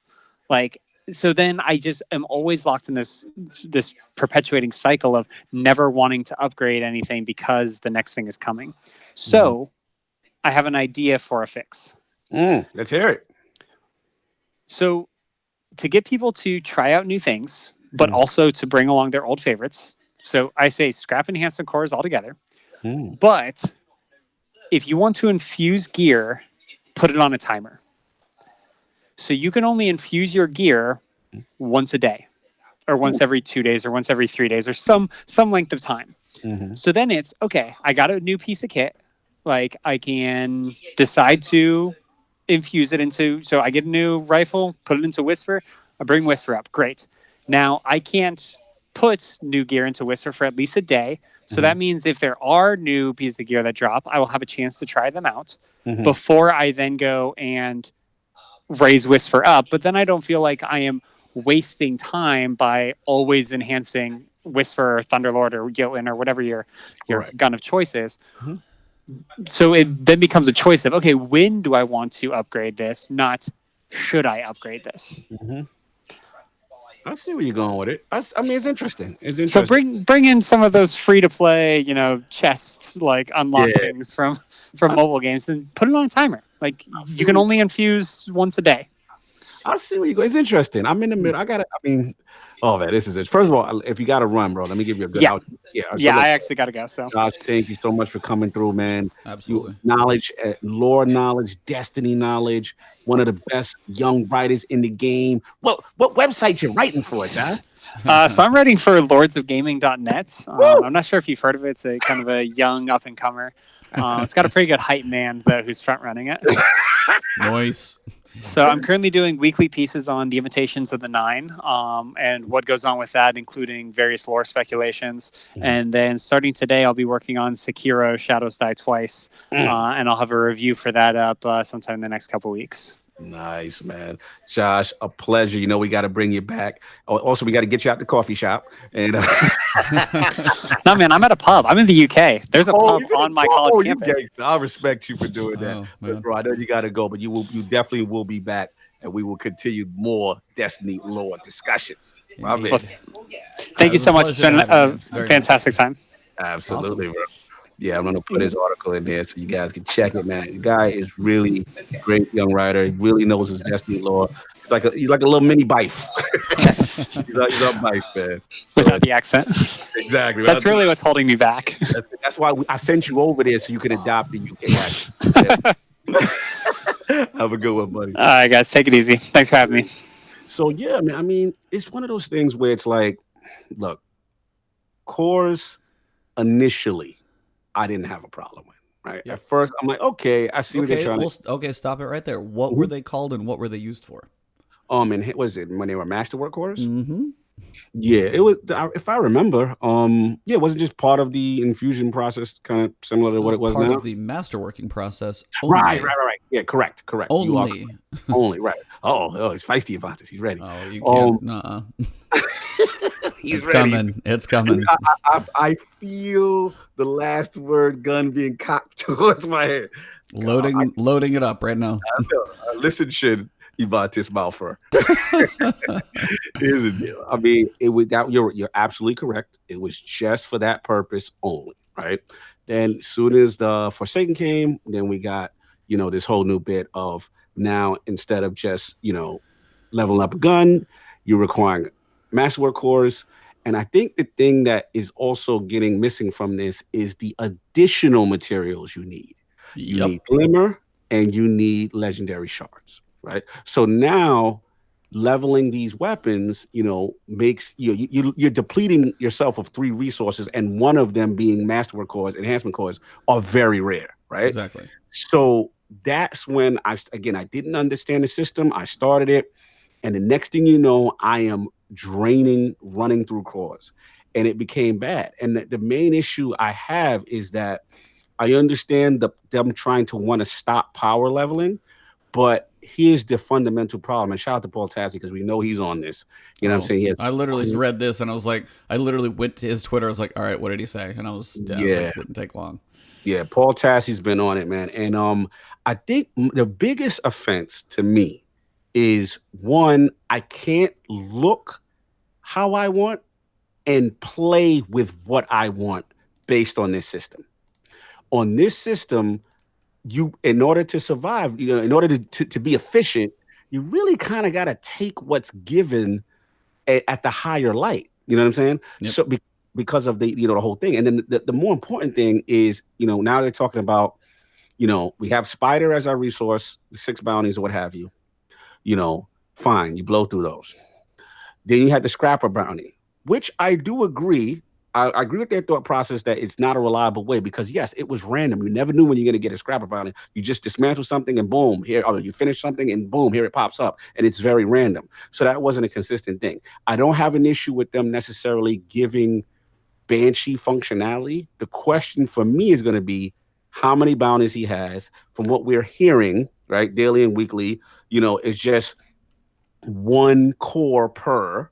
Right. Yeah, they very specifically had enhancement core, not cores. Exactly. So again, I don't want to blast Banshee all the way yet until I see it, but from how it sounds, it still sounds minimal, right? So let's say we do Scrapper bounties that week. I mean, no more scrap. I mean, you do Spider bounties that week. You get your 5 or 6. You do whatever, how, we don't even know how many. Let's just say he has 4, let's say he has, let's say he has 3, what is it? 2 dailies and a weekly. We don't even know. Right. And then that's it. You're still depleted of a necessary resource for leveling. And it's just too scarce, and I want to shout Tassi. I believe I want to shout Rick Kakis, because Kakis had a video out. And he made another suggestion. And he's like, why don't they tie it to powerful loot drops? Like, how you do your powerful gear for the week? Yeah.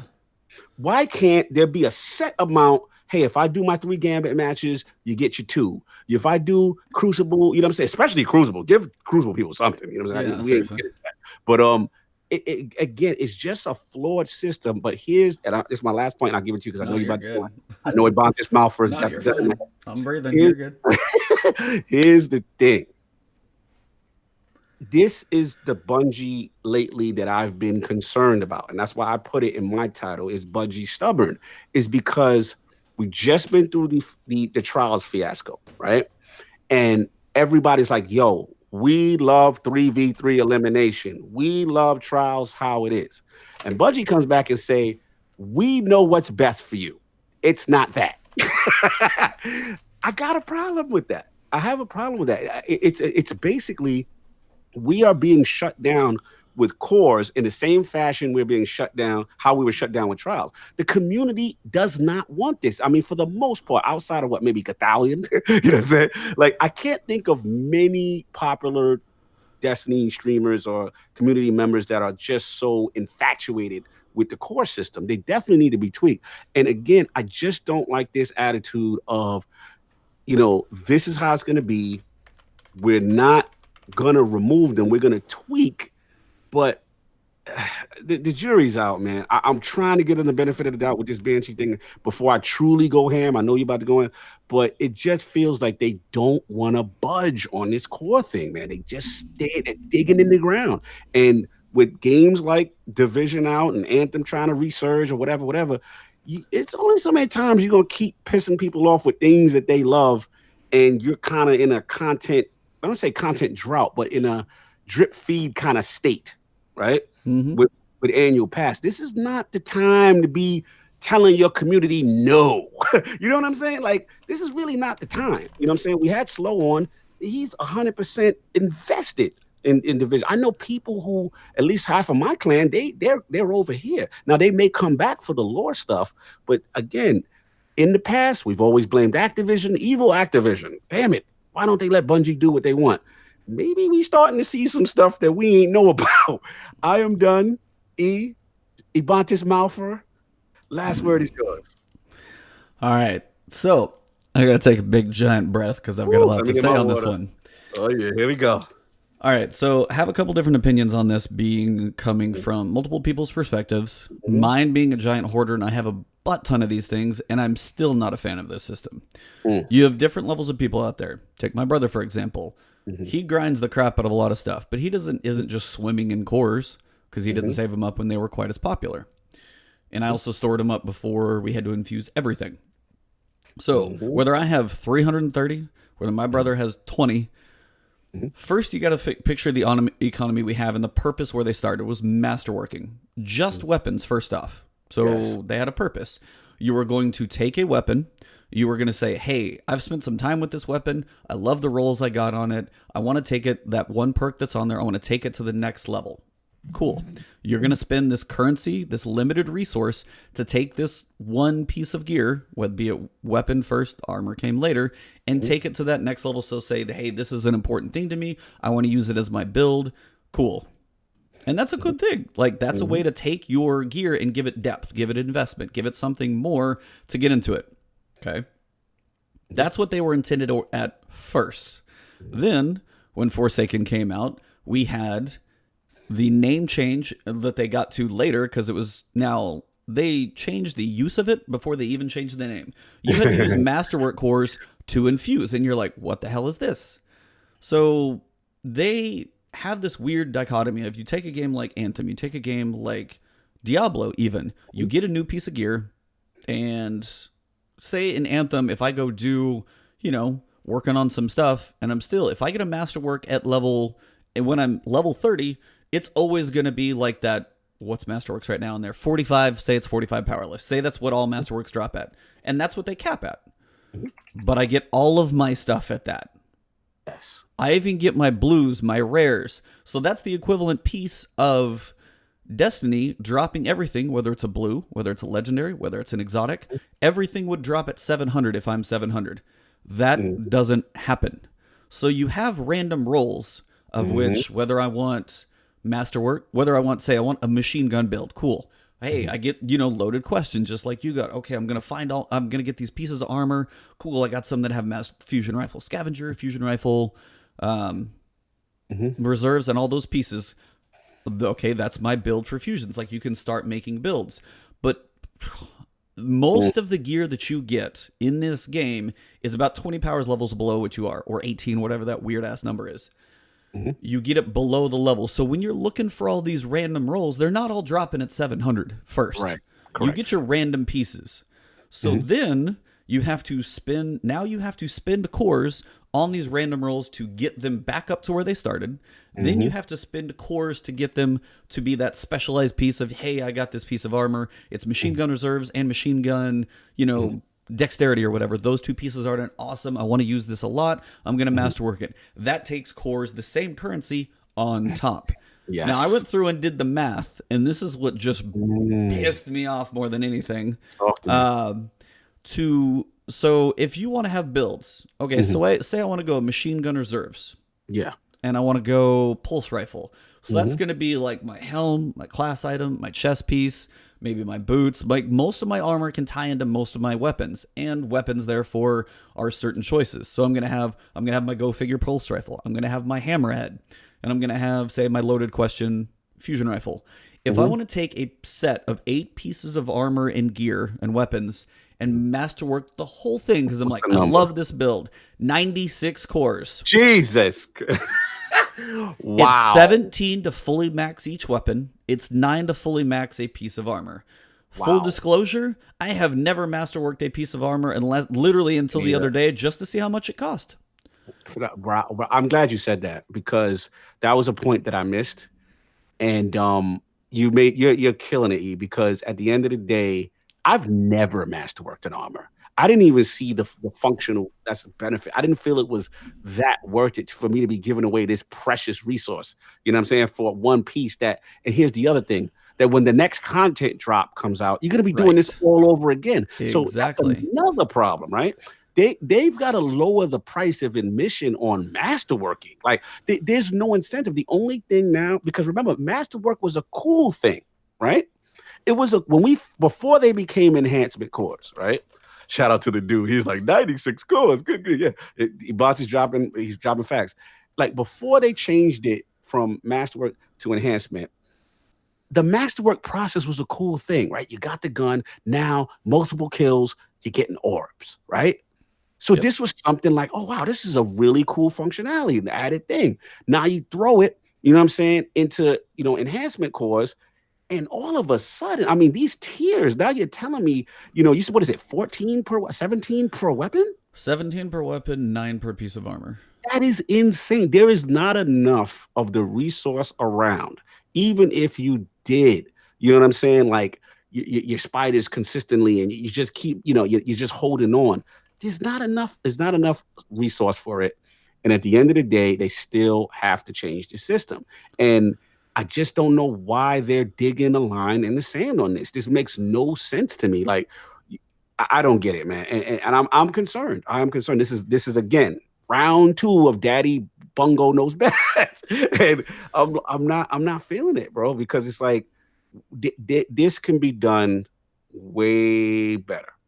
This can be done way better. You can bring the cost down. Now we're hearing from Banshee that he's going to want, what is it, gunsmith materials, right? Yep. We had the discussion off air, me and you, about gunsmith materials, because guess what? Ada, right, who now she has a special role in that she gives you mod components, right? Don't she want some gunsmith materials? 25 each. She's the only resource for that. Again, why do they have such limited people to get resources, or limited ways to get things?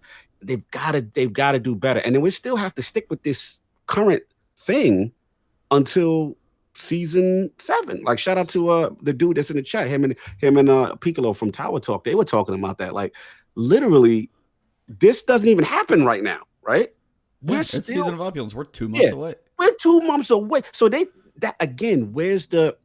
is what I like about the Anthem in the Division, in the sense that the proactive nature, the agility of jumping in quick, fix, patch, boom. Why do we have to wait 2 months just for this semi-average kind of solution? Let's be real, right?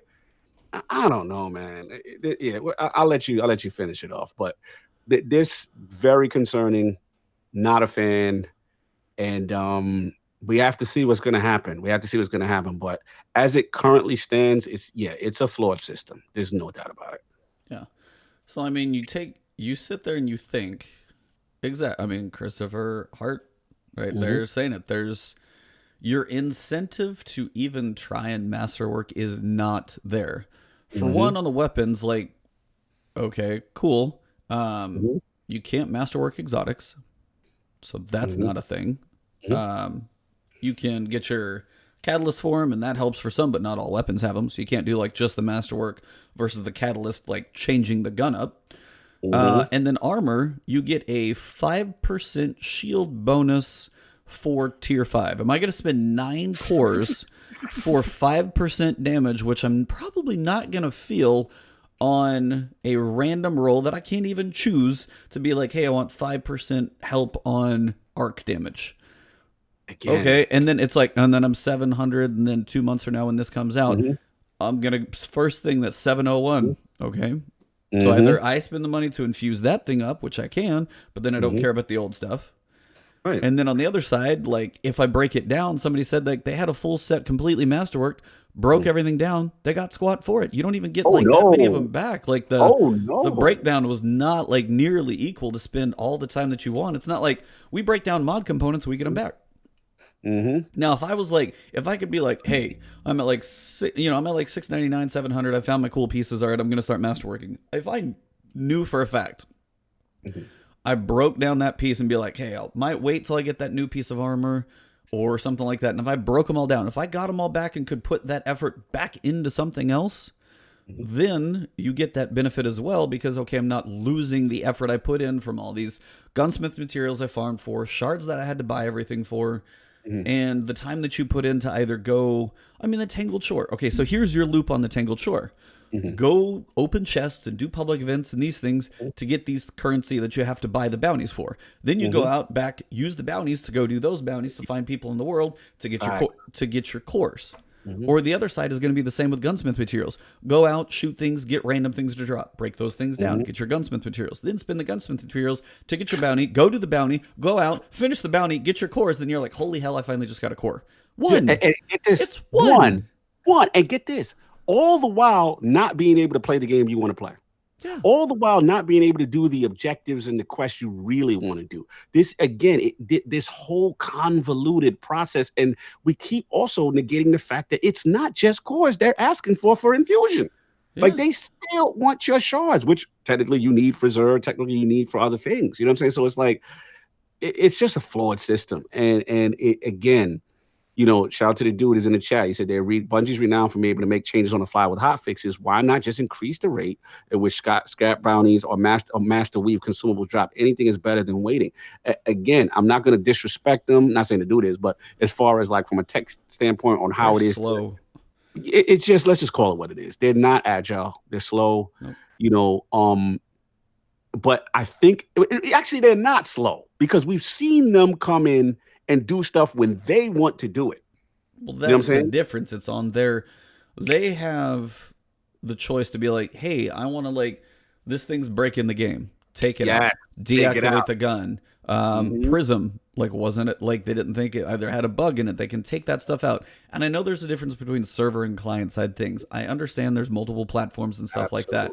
But whatever their tech is, whatever their builds are, those types of things, this is the point where we do continue to see over the past years of Destiny the 3-month sandbox fixes, as opposed to, hey, this gun's a little out of balance, let's change it next week. Yeah. Or like in Anthem, hey, this thing, chests are dropping too many masterworks in the world, it's kind of wrong, bam, it's fixed. It's literally within hours. But again, what this shows me is, what the line of the sand really is level throttling. They don't want us to power level. Obviously, the best of the best are going to be able to do it. The hardcore are going to find a way. They're going to do it. And that's the problem. They can't stop the people they're worried about. Yeah, they can't stop them. So it doesn't do them any good to try and slow down the top people, because they still are going to find their ways to do it, doing 6 different raids. And then the casual person. I'm going to tell you what Daddy Bungie, that's what he's doing.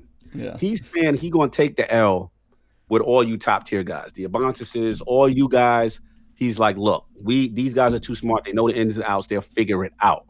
They are looking at the big pie. Because let's be honest, they got the metrics on all of this. They got them. They're sitting with these numbers on cores about, and I'm going to tell you how, this is my theory on how they came to it. They sat there and they said, okay, let's say they thought theoretically, 80% of our player base has so many, weapon materials, right? Let's give it to Banshee, right?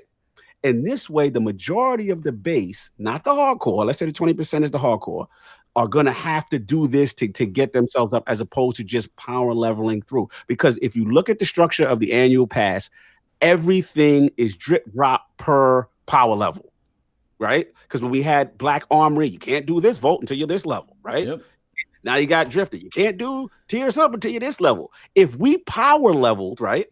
If that was the road to entry was blocked, not blocked, and we were able to get all this stuff, and people with 680, that's what they're doing, because this goes against the drip feed annual pass structure. That's what they're doing us. That's this whole thing, and that's why low key I don't like the annual pass, because that's the only, in my opinion, that's got to be the only reason why they're doing this.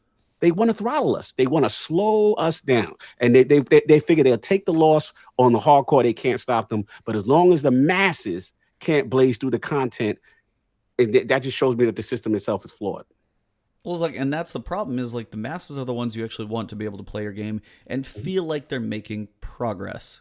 And that is a thing you hamper with a huge, basically just slap in the face by saying, hey, I want to work on my powerful gear on my one character I've got. Oh, I did my powerful gear.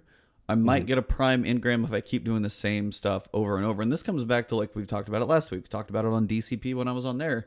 Holtzman brought it up and just said it's like, we're all getting so tired of playing the same stuff.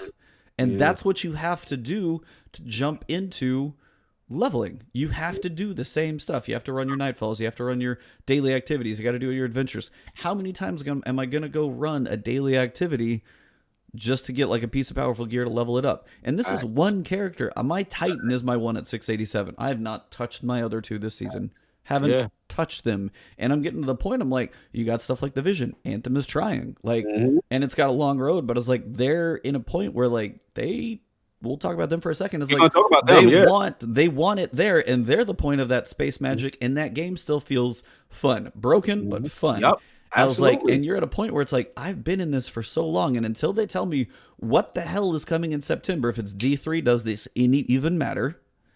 Or if it's not September, if it's like whatever that next phase of what is coming after Season of Opulence, what that looks like, does it connect? What is it going to be? Is it a completely new thing? Is all this grind even going to matter? We don't know. And I'm at the point of, that's why this season for me has been slower. I didn't make it to tier 3 at first. And I got 687 because I played a decent amount this week working on stuff, but I'm not even 700 yet. And that's like, and I've played, I feel like, a pretty decent amount. Not as much, but I've played a decent amount, and I'm not maxed. Imagine the person who's like, you know, say Pope Bear, if he's going to be more casual, even though I think he grinded his butt off. But somebody who plays like on the weekends, or I get a couple hours at night and I go in and I do some stuff. And those may be the people that may be okay with the, hey, let me run my Nightfall tonight. I'll run a couple strikes and then I'm out. And then maybe I'll come back and play Gambit. Maybe they're not at the point of being burnt out. Right. But for me, it's the point of the longer they have not added a strike. They have not added a PvP map. They added, like, those two pieces have been completely... And I'm not saying those are easy things to create. PvP maps probably easier than strikes. I know there's balancing time versus actual asset creation. And that's a point where it's, like, an issue of resources. And this draws back into my final piece of, like, whether they're trying to throttle us, which feels like they can't win either way, so they're screwed. So honestly, quit stopping us, personally. Quit trying to slow us down, because you're not going to stop the big people, and let the other people enjoy it who do get to play casually. Because I still think, like, there's a small team doing everything they can, and like 80% of that entire studio, because it's all in-house now, is working on whatever's next. And that is the piece where this focus is on, where they're trying to make it good, and they have to absolutely crush it. But man, there's some of this stuff that's leaving a really bad taste in my mouth. So it's like, I know it was a long ass rant. Sorry. We had to talk about it. I mean, that's one thing I love about doing this podcast with you, is that, you know, we're going to keep it true. We love this game, but at the end of the day, we got to call a spade a spade. And, you know, these are things that need to be rectified. And if you dissatisfy the base, you know, and that's the good thing about competition, right? The good thing about a division being out, and the good thing about an Anthem on a comeback, and we're going to get into that, you know, is that now they have no choice. There's no excuse of the Activision thing.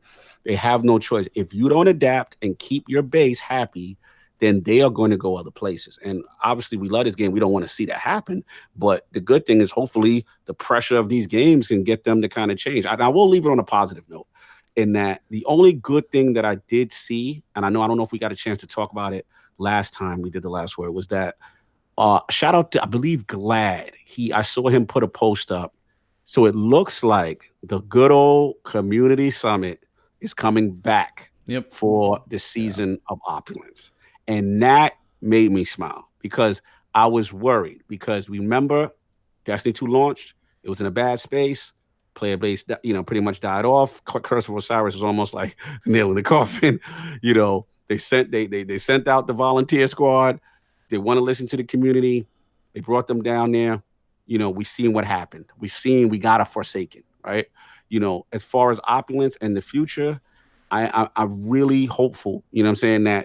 That gives me hope. Like it gives me positive vibes that at least they're not that tone deaf where they're like, okay, we're not doing that anymore.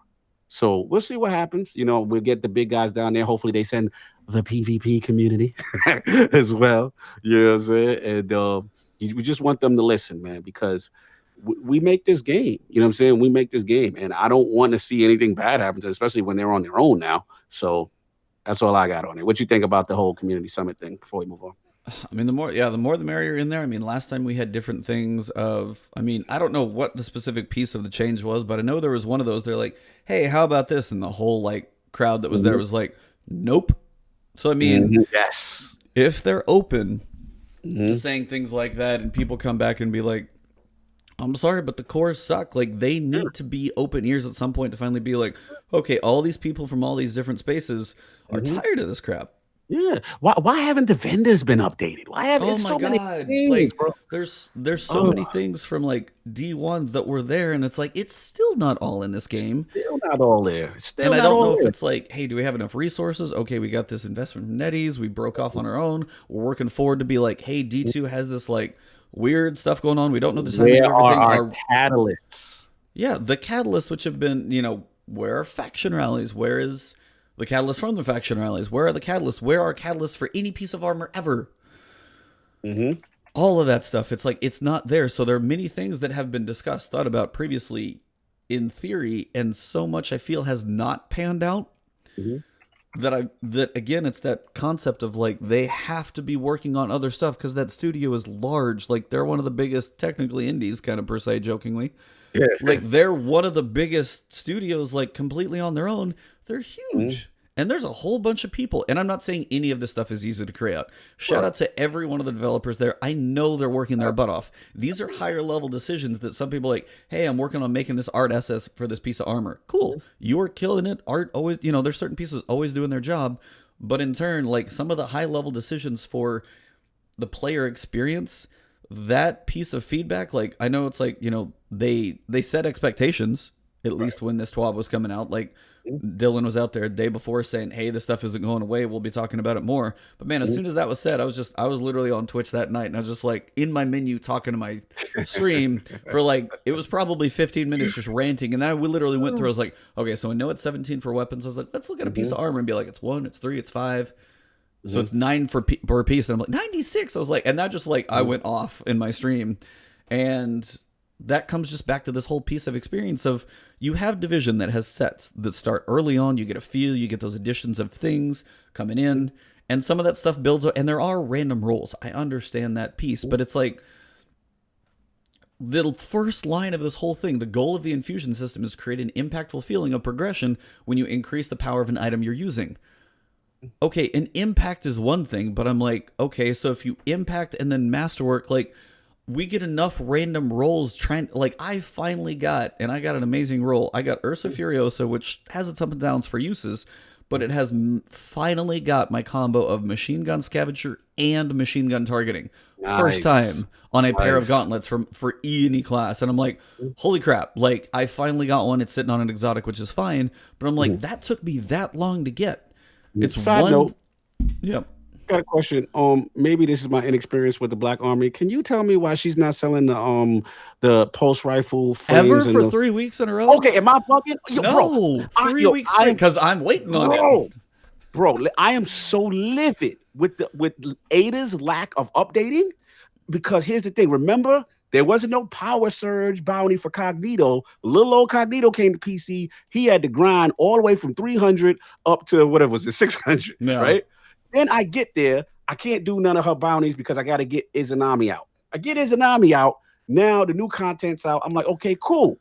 I'll still do Black Armory. I was excited. I'm like, I can really experience Black Armory the way I want to because now I'm of power level. I go to her. Here she come with the auto rifle, the bow, and whatever the whack other third weapon is.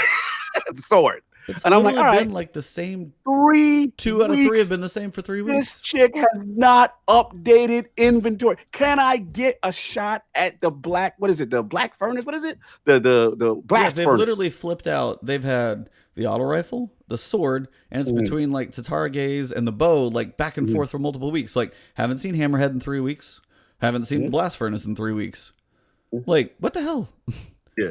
No, like, bro, it's driving me crazy. So that's when I knew, because I was like, well, maybe it's because I didn't do any before. And that's why I said, I keep forgetting to ask you. And I was like, we have discussions. And I'm glad it came up now because I thought I was losing my mind. I'm like, this vendor does not change on reset for 3 weeks. They did, like, literally for Season of the Forge, it was literally flip-flopping between mostly, like, you'd have, like, every other week, you'd probably see most of them, like, if not within 3, but it was, like, usually it was a flip between, like, back and forth between kind of the sets of 3. They were both always there. And now it's been, like, it's like 2 slots are broken on the rotation. I'm like, fix it! Yeah. So, yeah. I mean, me and Core's, like, I've lost my mind on it a couple times at this point, but it's one of those that it takes away from your ability to really dive deep into an endgame because 1, what's the point as we know the power level is going to go up again. 2, it costs infusion cores to get there. And 3, the benefit of a set of masterworking armor hardly even matters. That's the question that's so the question minimal. I want. Such a minimal effect. They said, they're always so, paradox of choice, or basically, too much data to make like a decision. I'm like, take the data and figure out. I want to know how many people have masterworked a piece of armor, or how many people have masterworked armors that they have chosen to spend cores on. How many cores have been spent on armor? It's got to be small. Yeah, I agree. So I know we beat that topic to death. Sorry, guys, but it had to be done. Ebontis Malfour. I like Angry E. It's hot. I have opinions occasionally. Sometimes they come out eloquently. Sometimes they don't. We'll see. The cheetah has spoken. Yeah, and shout out to Don Barnes in my chat. He's like, doesn't even seem like PvP was considered this season. Nope. Don't even get me started. I was like, you literally have the Recluse, which I hear is actually pretty solid, by the way. Absolutely. But that's it. I mean, you got DDoSing in comp. PC player base is brutally rough on comp. But like no maps, no modes, not even a mode. Like, I mean, Crucible Labs is this unused resource. They haven't brought that thing up in how long? Since was it Forsaken when that thing launched? Yeah, they did like a 3 test and then they haven't touched it again. Are you guys not trying anything? Yeah, like, if you are, share the knowledge with us. That might get some hype going forward. They're the king of introducing new things sometimes and then completely backing away from it, and you never hear from it again. You're like, wait a minute, this part was cool. You know what I'm saying? Yeah.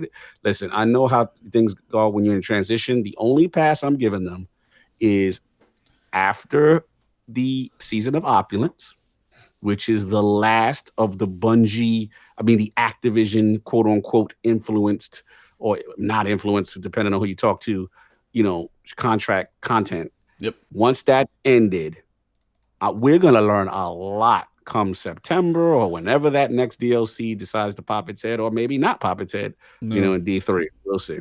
Absolutely. So that's the big one. They did show the stats for the people who picked, and we already talked about our guess on this one. 75% account level went Gambit, because if you have one character, you're likely to do that. Character level, you went 70 and 30. So usually that second character might be looking at Vanguard, but yeah, 2 out of 3, absolutely. And it's not a shocker. So I don't know the compelling piece of you're not going to get a full lore book if you don't go Vanguard. So second character might be okay, but generally. Gambit's the popular one, and it's not a big surprise. We already kind of talked about why, so we don't need to beat that one down. They do have a hot fix coming for a couple things. We don't need to go all fully in depth on that one. They still have their known issues. If you have any questions about those, jump in. They're all right there. Read them. And then outside of that, a couple movies of the week, and we kind of wrap up with they have the next bounty for PC players because they've done Xbox, they've done PS4. PC will be April 3rd, 12 o'clock. Somebody's saying, like, why are all the bounties always in the middle of the day? Yeah, that is that. Like, some people be like, could you do it on weekend and evening. It's like I know somebody's got to come in and be off hours, but it's like if you're gonna make a little hype, move the days around a little bit. Not everybody gets to play during the day. No. But we got one more quick topic we're going to touch on. Sure. Anthem. One of the pieces, Tassie did kind of shout them out. You got numbers coming out for sales with regards to Anthem. And it's honestly one of those things is that everybody's kind of surprised. It made $100 million in digital revenue. So, and basically I would say about... trying to remember how much exactly, but honestly it was like a minimal amount from like microtransactions, maybe like 3 or 4 million. Most of it was from sales, and this is just pure digital, so it doesn't include what am I trying to think of? Doesn't include physical sales, like actual off the box, like put the disc in type thing. So that one's not included. So that's definitely one of those things to consider. But it's like 100 million is not a small number. So Yeah, I mean, this was I'll jump in. This was a pleasant surprise. We all know, the stumbles. We've talked about it ad nauseum. With Anthem, as far as just getting out the gate wrong, and we all agree the core gameplay is there. The being Iron Man, the game, and the specialized classes, the core aspect is there. But there definitely were a lot of issues from a technical aspect as well as the gameplay loop and the loot drops and so on and so forth. So we're not going to get into that. But at the end of the day, one of the biggest fears, especially as a BioWare fan, was that as bad as this game, quote unquote, supposedly launched, right? The fear is, hey, this game is not going to do well. It's not going to sell well. The reviews were very low, very bad. And, I'm not trying to say everybody was piling on. People had legitimate concerns and gripes. Now we hear this. And to see that them on the top of NPD February 2019. And remember, people got to understand, a lot with this particular one is even more so impressive to me because PC digital sales were not included in this. And I don't want to undercut like the whole, it was a big thing on PC. We know damn well it runs well on PC as opposed to console. I'll vouch for that. But yeah, man, this is good to see because at the end of the day, we do admit May is a long time to wait for the next the big content thing with the cataclysms, but at least this gives BioWare confidence to EA. And it's like, despite everything, we're still here. We're still selling well. The big boys up top feel good when they see these type of numbers. That reinforces support, and hopefully it can maintain. And hopefully, hopefully it's not too big a drop off the next couple of months, and they kind of maintain. And this is good to me overall. It's good for the hope of the longevity of the franchise because you want them to stick around. You want BioWare to stick around. You want this game to stick around. And I was actually happy about this. So kudos to this. Keep it up. Apparently the second best BioWare launch ever after Mass Effect 3. And we all know how big, you BioWare guys are, how big Mass Effect 3 was for that whole, that whole team. So yeah, for that studio. This is good stuff. This is good stuff, man. Beat out Jump Force, Kingdom Hearts, had a lot of competition, and to see them do that. So let's see what happens. But what do you think about it? I mean, it's a good thing. They obviously said like for digital, it was 3.5 million was microtransactions, which is fairly small. Tassie's other article was basically saying, like Apex Legends, for example, made like 93 million in microtransactions in fairly similar time. So it's like, yeah, it did out earn in the beginning with the initial sales, but those microtransactions may be a piece of like how many people have stuck around. And to cut you 1 second, from my understanding, according to Matt Piscatella, we had him on our podcast. I believe, don't quote me, I got to ask him this, but I believe that the EA Origin and Access stuff is not counted in this regard. So yeah, if that's actually. And if that's the case, that's even more impressive because I know a huge amount of people that said, hey, I'm just going to get EA Access. I did it. I got Premier Origin, you know what I'm saying? I'm like, I'm going to get that. And for those people to not be counted, we know that's a huge percentage. We know PC digital sales also not counted. And for it to still win NPD, pretty impressive. Yeah. So, I mean, it's got its feet out there and just saying, hey, it's like I tried to walk, I stumbled hardcore, I face planted. But they are trying to pick it back up. And that's the other piece is they have a new like major changes coming. You got cosmetic chests coming. You've got legendary missions that are going to start coming through. So you play back through. They kind of streamline the missions, so you're not seeing as many cutscenes because you've seen them before. But it's a chance to get higher level pieces. I know people have been jumping back in. They've been changing the loot drops from, like Grandmaster 2 is like 2 Masterworks in the end. Grandmaster 3 is like 3. They've been trying to buff all that stuff up, and they've been trying. But again, there's also pieces where it is still fairly broken on their baseline, like either math or damage mechanics, which is why that stat page that people would love to see is probably not there for a reason, because it is kind of at a broken point. So me, if I jump up, I fly around, I throw grenades out, and it's like I'm shooting stuff, and like, when I got my first masterwork, it's like it changed kind of the way I played. That stuff is cool, and it's just to a point of like, this is an okay game that hopefully for some, if they take the break, they might burn out on other places, things like that. And then if Cataclysm is cool enough, it might be enough to bring some people around to be like, okay, they've had a couple months, hopefully they've settled some things out.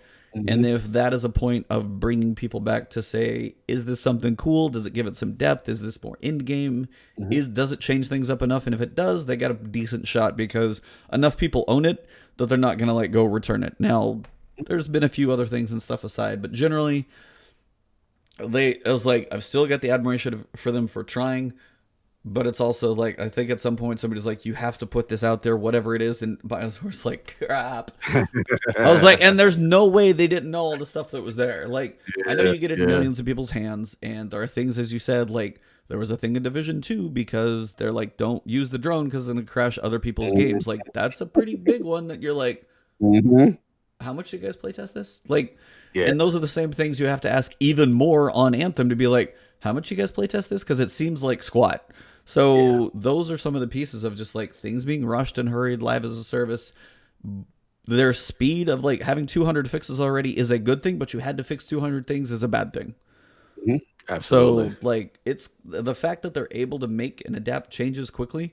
They're also kind of being a bit stubborn when it comes to the loot, because the bugged times when the loot drops like Crazy Town and people love it, because again, you're at the random rolls and then they keep taking it away. Everybody's like, why are you doing that? So there's a lot of options out there. Like Destiny has like some cool things, like a Gambit Prime is cool, but then you have a set of armor that works in literally one bubble on your director. Not even normal it literally says Gambit in the word Gambit, and then it only works in Gambit Prime. How can you not carry that stuff over to Gambit? Maybe not even all the perks, but like the Collector making the motes last longer, the Invader set having an overshield, like some of those things could still carry over. You might not be able to have like bonuses on the envoys, or like the way the third envoy works for your, like that's your Slayer phase.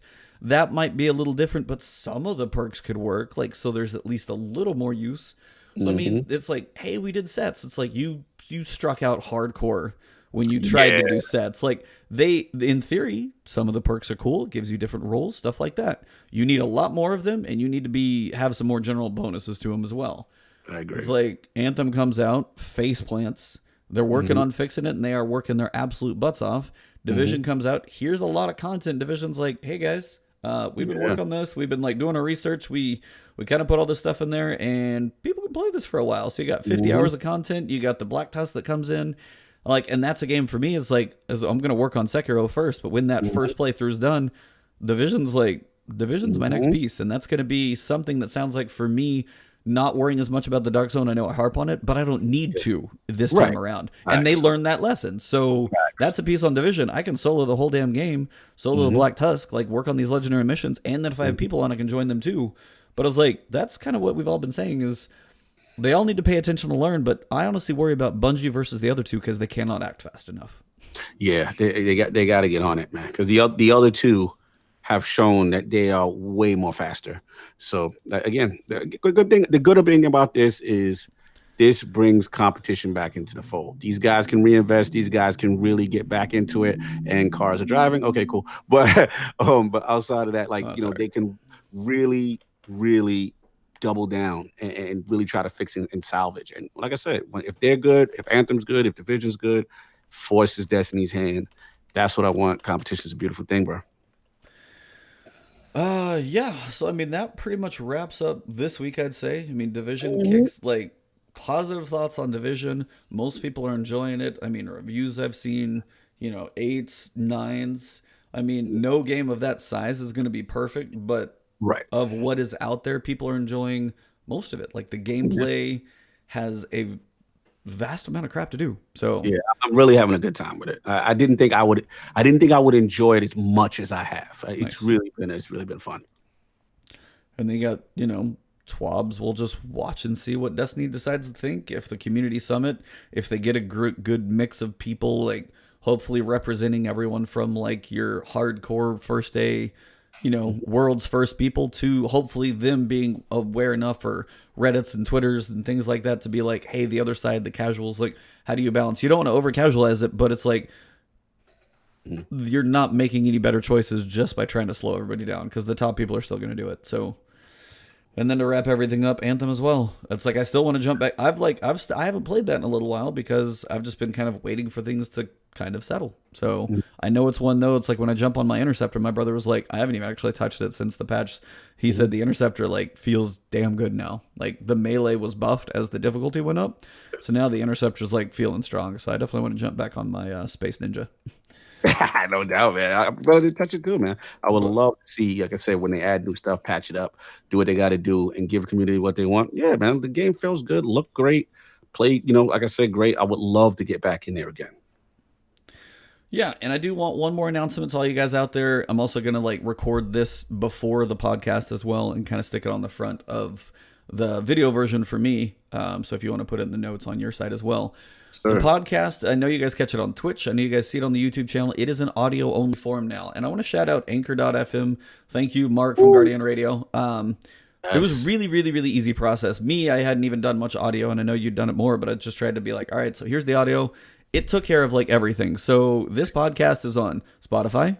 It's on iTunes. It's on Google Podcasts. There's like 4 other platforms it's on for the new podcast. So I'm like, it's on like 8 different podcast platforms right now. So if you guys are looking for it, this one will be going up today or tomorrow. So the audio will be there, and that will be a thing going forward. So I've got from number 50 going forward. I didn't go back that far.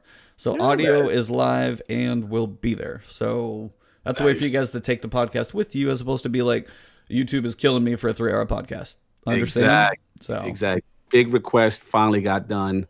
Like I said, you got that audio going. We're moving up in the world a little bit. We're trying. We're trying to get legit, man. Yo, shout out to SloMo too, man. Shout out to these guys, Josh, for coming through. Great guests, man. You want to do these outros real quick after we made the big announcement? Yeah. So I mean, shout out to the guests. Thank them for coming in. Of course, like it's nice to have other opinions for sure. Before I start like ranting about cores in between us as we always talk. So. Good to have different people in here, especially when things like Division, like it's a huge looter shooter launches. Let's get people who've definitely been in there and, no lifed it up to 450 or 420 scores. Shout out.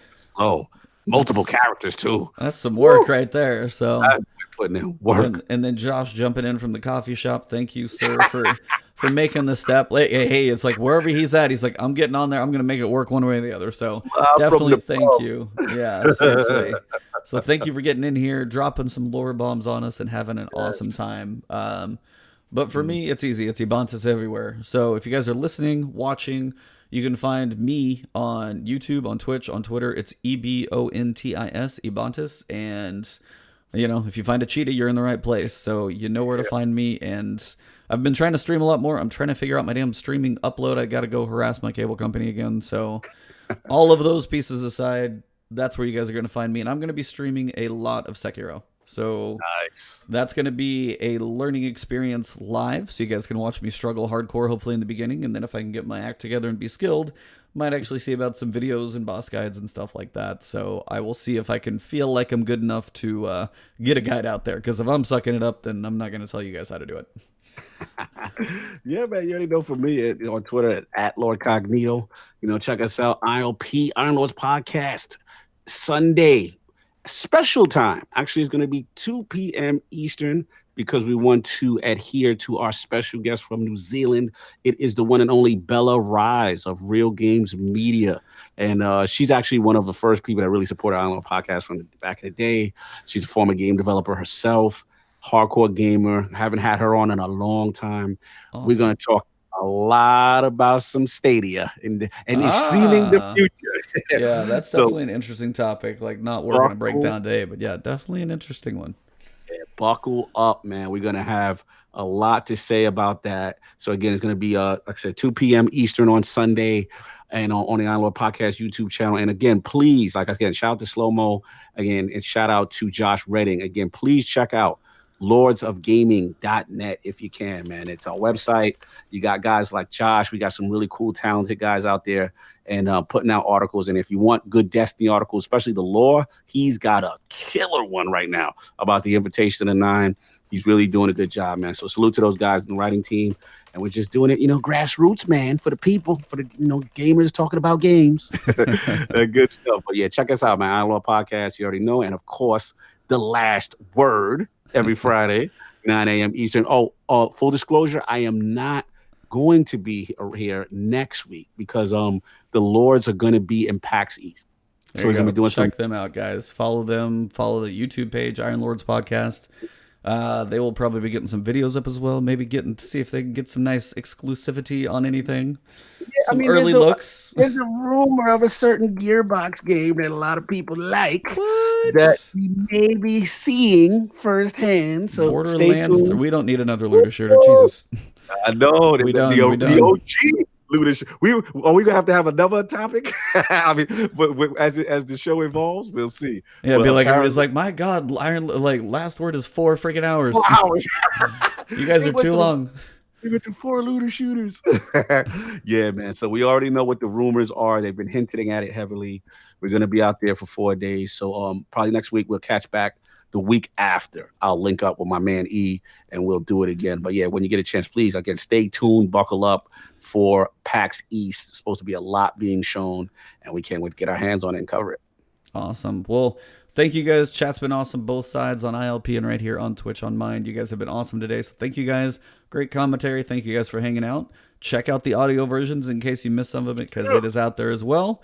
And that is The Last Word. Peace. Have a good one.